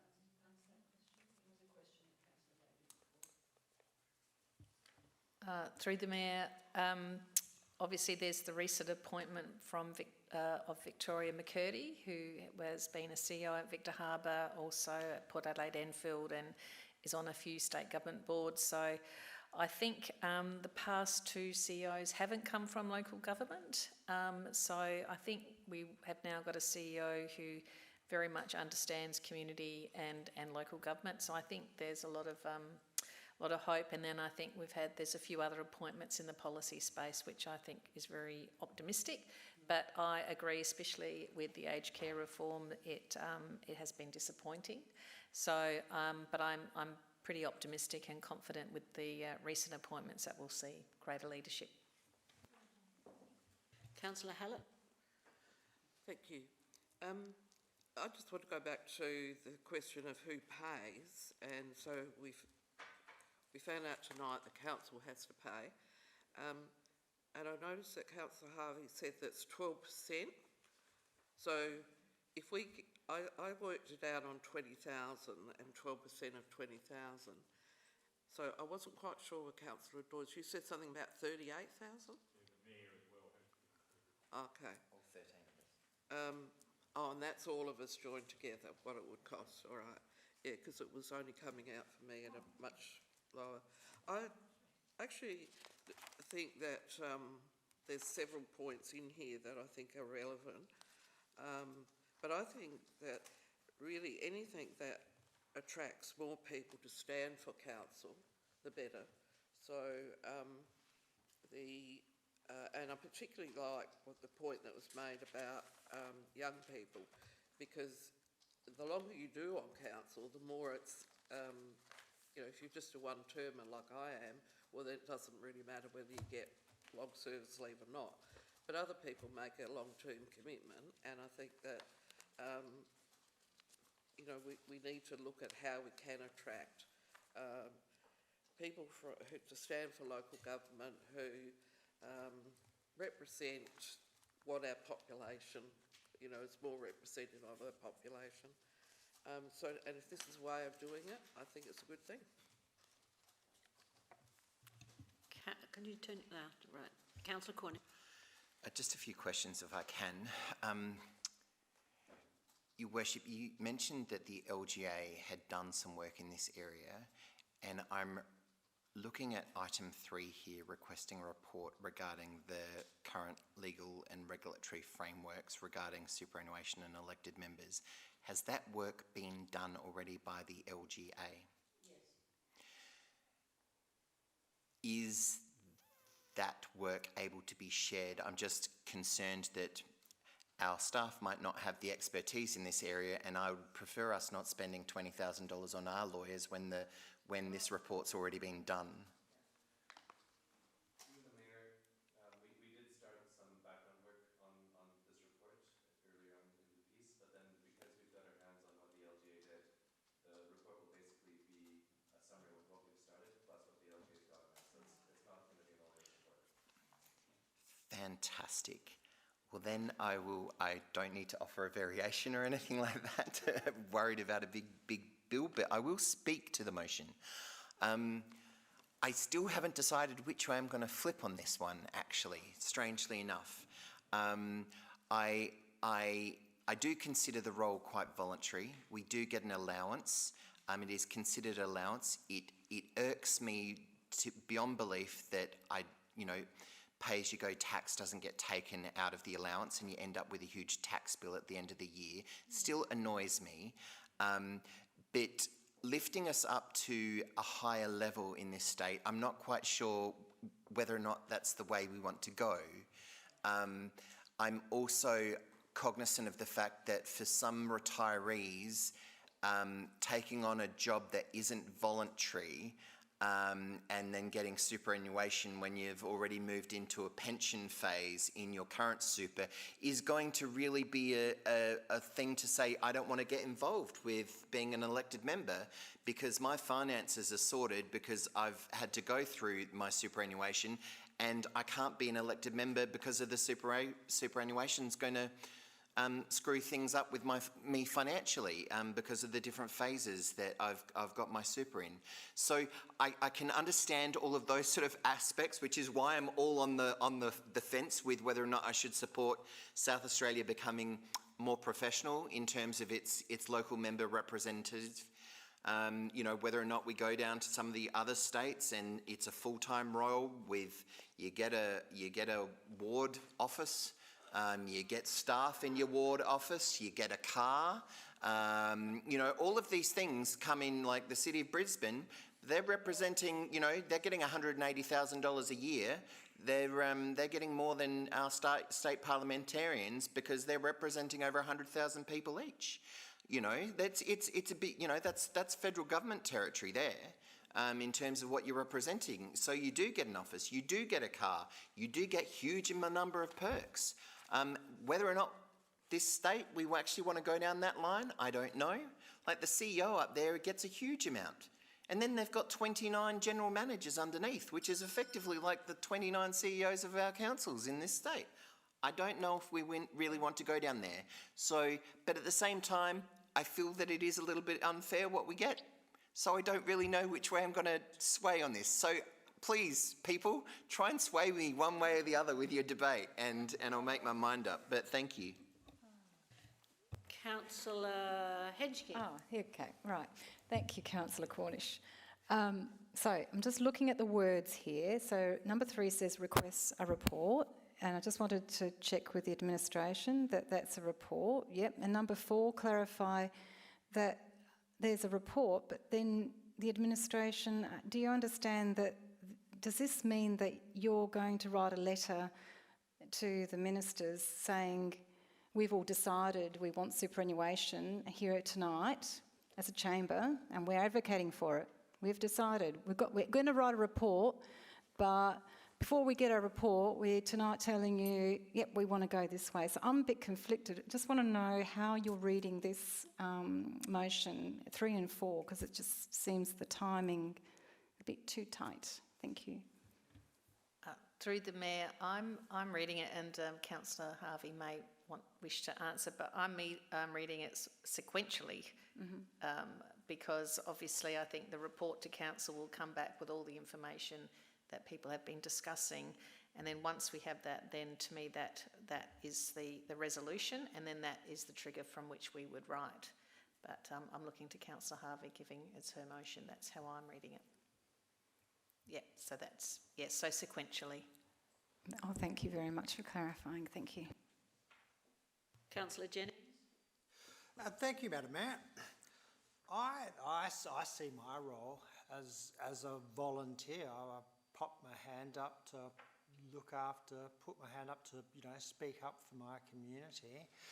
And it might cause some issues for some if we are seen as employees. But with the issue we had last meeting, we do need some clarification about our position. So I'm quite happy to support having a report, and let's see what this report says and if we can move forward from there. Thank you. Councillor Henschke. Another question? Just to speak briefly. It's as Councillor Cornish has covered all the territory there, allowances, and the other thing, all I can add to Councillor Cornish's statements there was that, councillors have become employees, and with becoming employees, there's a raft of difference between being a volunteer and contributing. Doing what I do is my civic duty in life, okay? This is the way I frame it, is I'm doing civic duty, and I think, you're a volunteer, you do civic duty. That's the framework for the way I think of it. And it's very complex. There are ramifications, financial ramifications, there's our budget ramifications, costs. We're going to have a long-term financial plan with these costs in here. It's a bit much for me to agree to this tonight. I don't know why we have to do this tonight. It would be good to have perhaps had more dialogue about this before a motion to decide major policy shift on the run tonight. I just don't have enough information. I'm sorry, Councillor Harvey, but I know other governments do have superannuation, and it's a very different landscape, as Councillor Cornish has explained. It's a big change, and I won't be supporting it. Thank you. I have no one else speaking on the list here, so I'm going back to Councillor Hunt. Thank you, Mayor. I am extremely sorry that this is all so unclear. I thought it was very clear in the actual motion. Thank you, everybody, for your input. And I'd like to point out that we wouldn't be the only council doing a submission on this topic to the Remuneration Tribunal. We've got ALGA, a big organisation that supports women in local council, who obviously think it's important enough to write to the Remuneration Tribunal. And they say a system that underpays, underprotects and undervalues those responsible for governance is fundamentally unsustainable. So there you go. We are not the only council to do a pitch to the Remuneration Tribunal. There are many other councils that have already done this. So I hope you support this submission to the Tribunal for the inclusion of being recognised as employees and providing superannuation.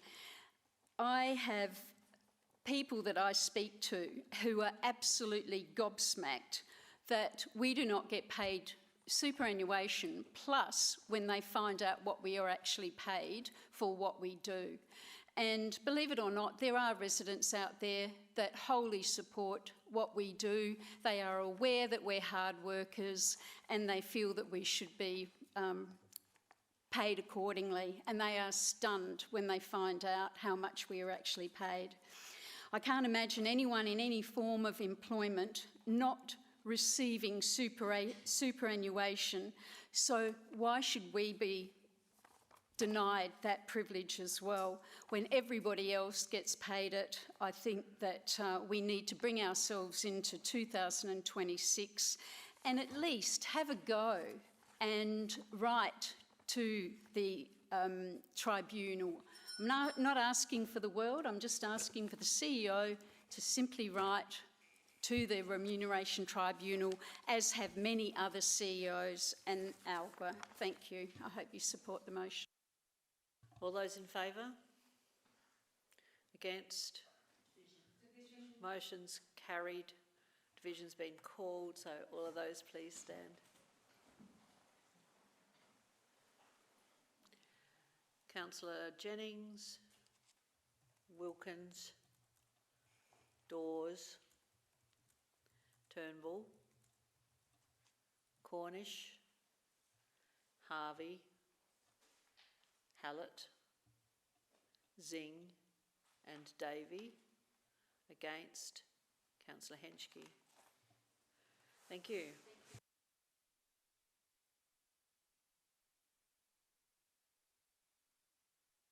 Item 13.3, Councillor Turnbull. Thank you, Mayor. The recommendation for this one is that I request a report with costings on the rejuvenation and improvement of the foyer area known as the atrium at Burnside Council, including consideration of painting of the walls and ceiling, replacement of the floor coverings, repair or replacement of the scratched glass front doors, improved seating arrangements and general foyer presentation, better provision for and accessibility for people with disabilities, particularly for bill-paying services and acquisitions at the reception desk, appropriate wall hangings, artwork and decorative features, and additional tables and chairs for visitors and waiting patrons. And that the report be presented before the August 2026 council meeting. I'm not asking for money, I'm asking for a report. Every Thursday morning I walk through the atrium from the Green Hill Road entrance. The scratched and smeared sliding doors close slowly behind me. I then trudge over the greyish, blackish carpet that's seen better days and step over the big brown stain that's been there for weeks. It's too big a stain for the spill of a cup of coffee, big enough to be dubious. Looking up at the yellowish walls, I note a collage of the Burnside emblem. Great when it was first put up, but looking very sad now, with bits flapping. And lately, the children's art also curling at the edges, as an ex-teacher would have laminated these pieces of art before they hit the walls. And then, nothing. Just brownish, yellowish walls and dim lighting. I applaud Councillor Harvey's motion of 2025 to decorate this dingy area with quality Christmas decorations, but they can't be left there all year. The whole area needs rejuvenation. The architecture of that atrium is superb, but we are letting it down by not refreshing it with paintings, new floor coverings, large colourful wall hangers like the one at the entrance inside the library, more and improved seating, and maybe more large plots of greenery. When there's a featured display, it looks so much better, but maybe council could refresh these also. Must there always be a wood-turning exhibition in December, as is the norm? Can it be another time, as it could clash with the Christmas decorations now? The ramp to the reception desk is used all the time. You can tell by the scuff marks as one navigates it. Burnside Council has a big focus on supporting those with disabilities. Standing in line to pay rates and other payments, collect green waste bags or just ask a question can be quite hard to those residents using walking aids. If you go to sit down, you lose your place in the queue. It isn't easy. So maybe an alternative to standing in a queue could be instigated. What this motion asks for is a report on the costings of each of the above. With those costings before us, we could perhaps prioritise what gets done first and when with the others to follow. Surely we will soon be out of budget repair and can spend some money, perhaps on rejuvenating this much used area of the council building, one which is used by many. Thank you. Councillor Davey, you're seconding? Yes, I am, certainly, thanks. Thank you, Councillor Turnbull, for this motion. It repeats one that I moved a while ago, because what really gets me is that etched glass in the front, which looks just terrible. But it's also could be so much more welcoming. It is a space that's used by hundreds of people every day, coming and going, paying bills, going to the library, and increasingly sitting at tables just working on their laptops and meeting with staff. So it could be a bit warmer, and I'd love to have more artworks and more plants there. So with all of the points that you've made, I absolutely support those and hope that we can have less grey and brown and more colour and warmth in the whole area, and replacement of those front doors. Thanks. Councillor Wilkin. Thank you. I actually do support this for the rejuvenation and improvement of the foyer area. It's been like that ever since I've been on council, and that colour, etc. But I also have to acknowledge that there was recent work done to repair the, I won't call it a turret, but the cupola at the top of the building. And if you look at that photograph behind you, look how proud all those people are standing there acknowledging way back when, and that was designed by a former chief engineer of the city of Burnside, as we learnt last last night at Burnside Historical Society. That was one Sydney, Melbourne. And I just think if you sit at the lights today, I'm talking about the outside of the building needs a steam clean. Just last year or earlier this year, the cupola was actually repaired, so there was no rotting wood that you could see through the window. I just think it needs a steam clean on the outside, quite frankly. The Lord Mayor's put scaffolding around the town hall in the city in King William Street. If we could, in the next council, factor in some rejuvenation and repair, and actually just, as I said, get it cleaned, get rid of the pink putty downpipes, for instance. They don't quite go with the sandstone exterior that's on it. And just celebrate what was built way back when, in the 1930s, City of Burnside. And I'll say no more because I'll go on and on and on. But I support it. Let's think about it. Think long term. It's got to be factored in, otherwise we just go and deteriorate even more. Councillor Hensch. Question for the administration. Where does this asset sit in our asset management plan, the policies and strategies we've got for this asset? Have we got it all planned out, this details and maintenance and repair and so forth? I don't know why we have to detail it out tonight, because we're here to set strategy and policy, and I think you've got an asset management plan covering all of this and a budget forecast. Can the administration please explain it? Thank you. Through the Mayor, we absolutely do. It would be compartmentalised within the asset management plan, and there would be different periods of time for replacement of each of those assets. So the painting will be on a 10 or 12-year schedule, the carpets, similar schedule at different times.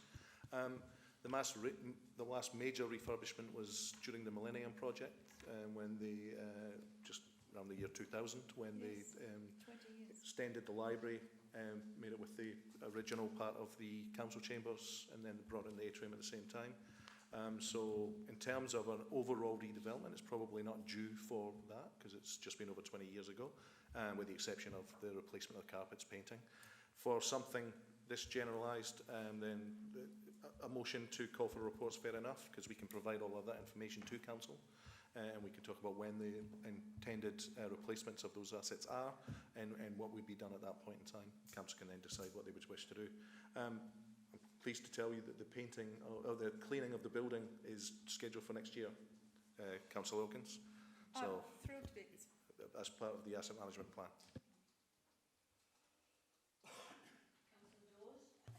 Now, I didn't quite get there, Barry, but when does it happen? Did you say the painting is next year, and the costings? What's in the asset management plan as the costing? Is this a 26-27 item, or can you give us a bit more information? 2027 for the cleaning of the actual building, exterior. Exterior, but interior. This motion's talking about the interior. I wouldn't be able to tell you exactly when the replacements of some of these assets are just now. I'll provide that in the report back to council, so you'll have all that information when you're making a decision. Right, so it could be 5 years away. Could be 5 years away. Okay, absolutely. thank you. Councillor Harvey. Thank you, Mayor.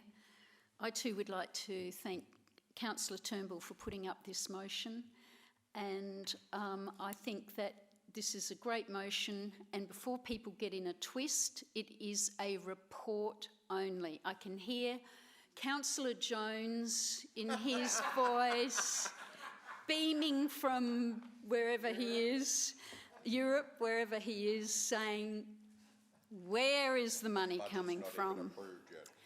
But it is a report, and I think the wording is very strong here and very appropriate, because we just want a report brought back to council, and for that, thank you, Councillor Turnbull, and I will be supporting this. Thank you. Councillor Jennings. Thank you, Madam Mayor, and I thank Councillor Turnbull for bringing this to the chamber.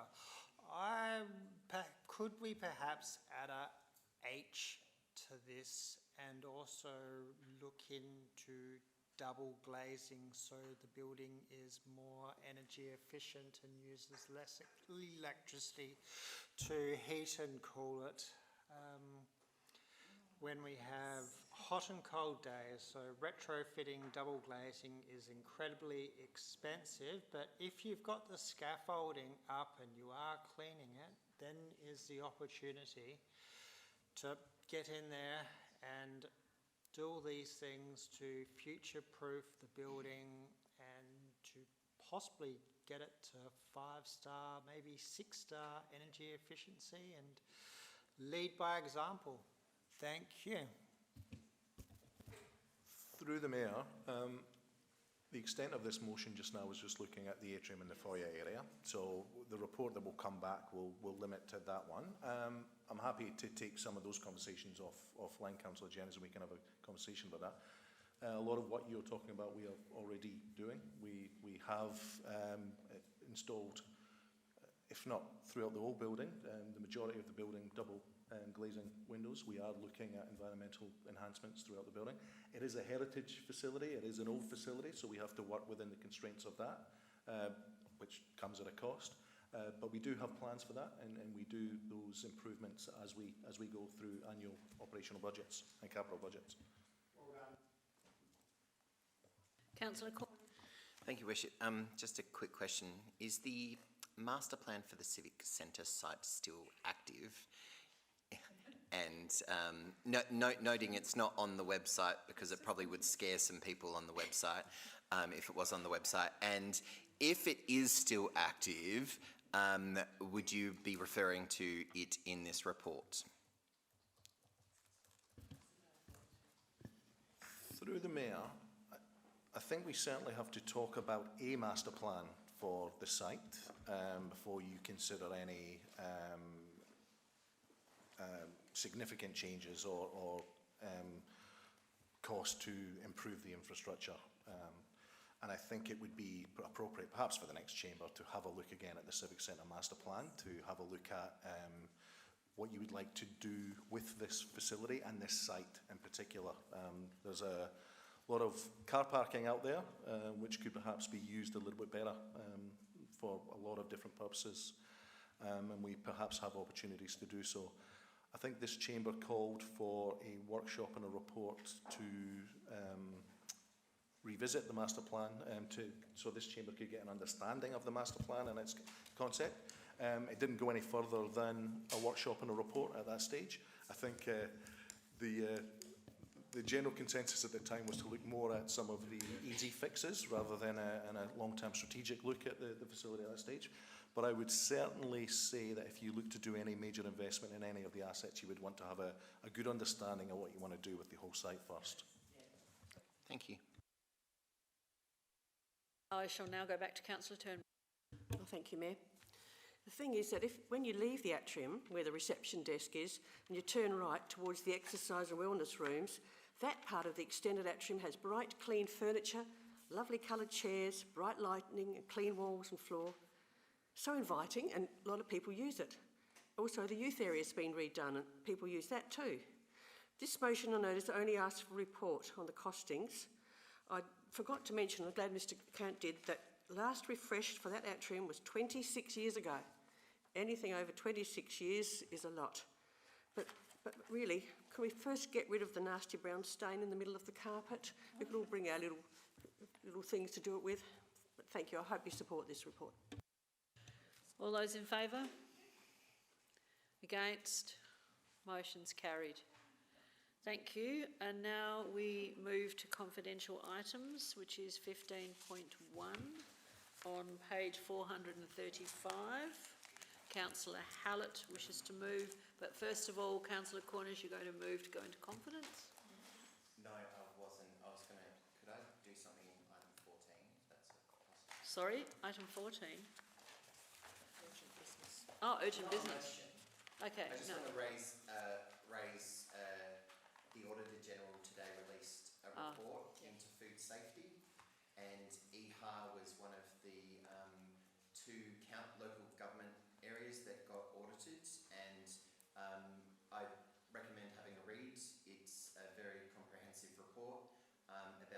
safety in South Australia. And EHA did a very, very good job in it. There's a few little governance-y things that we need to tidy up, but it's nothing big at all. Just wanted to highlight that. Yes, congratulations on that. I mean, EHA does a wonderful job, but I just was checking with the CEO to find out whether you all received it or not, or whether it was just the Mayor and the CEO. I think it was just council contacts at this stage, but Okay, so the CEO is going to send out a copy to all the elected members so that you all have a copy of it, okay? So now we need to, would you like to to go into confidence first? I am happy to. All right, let's move into confidence. Councillor Harvey, would you mind seconding going into confidence? Yes, I was just going to press. All right, so thank you.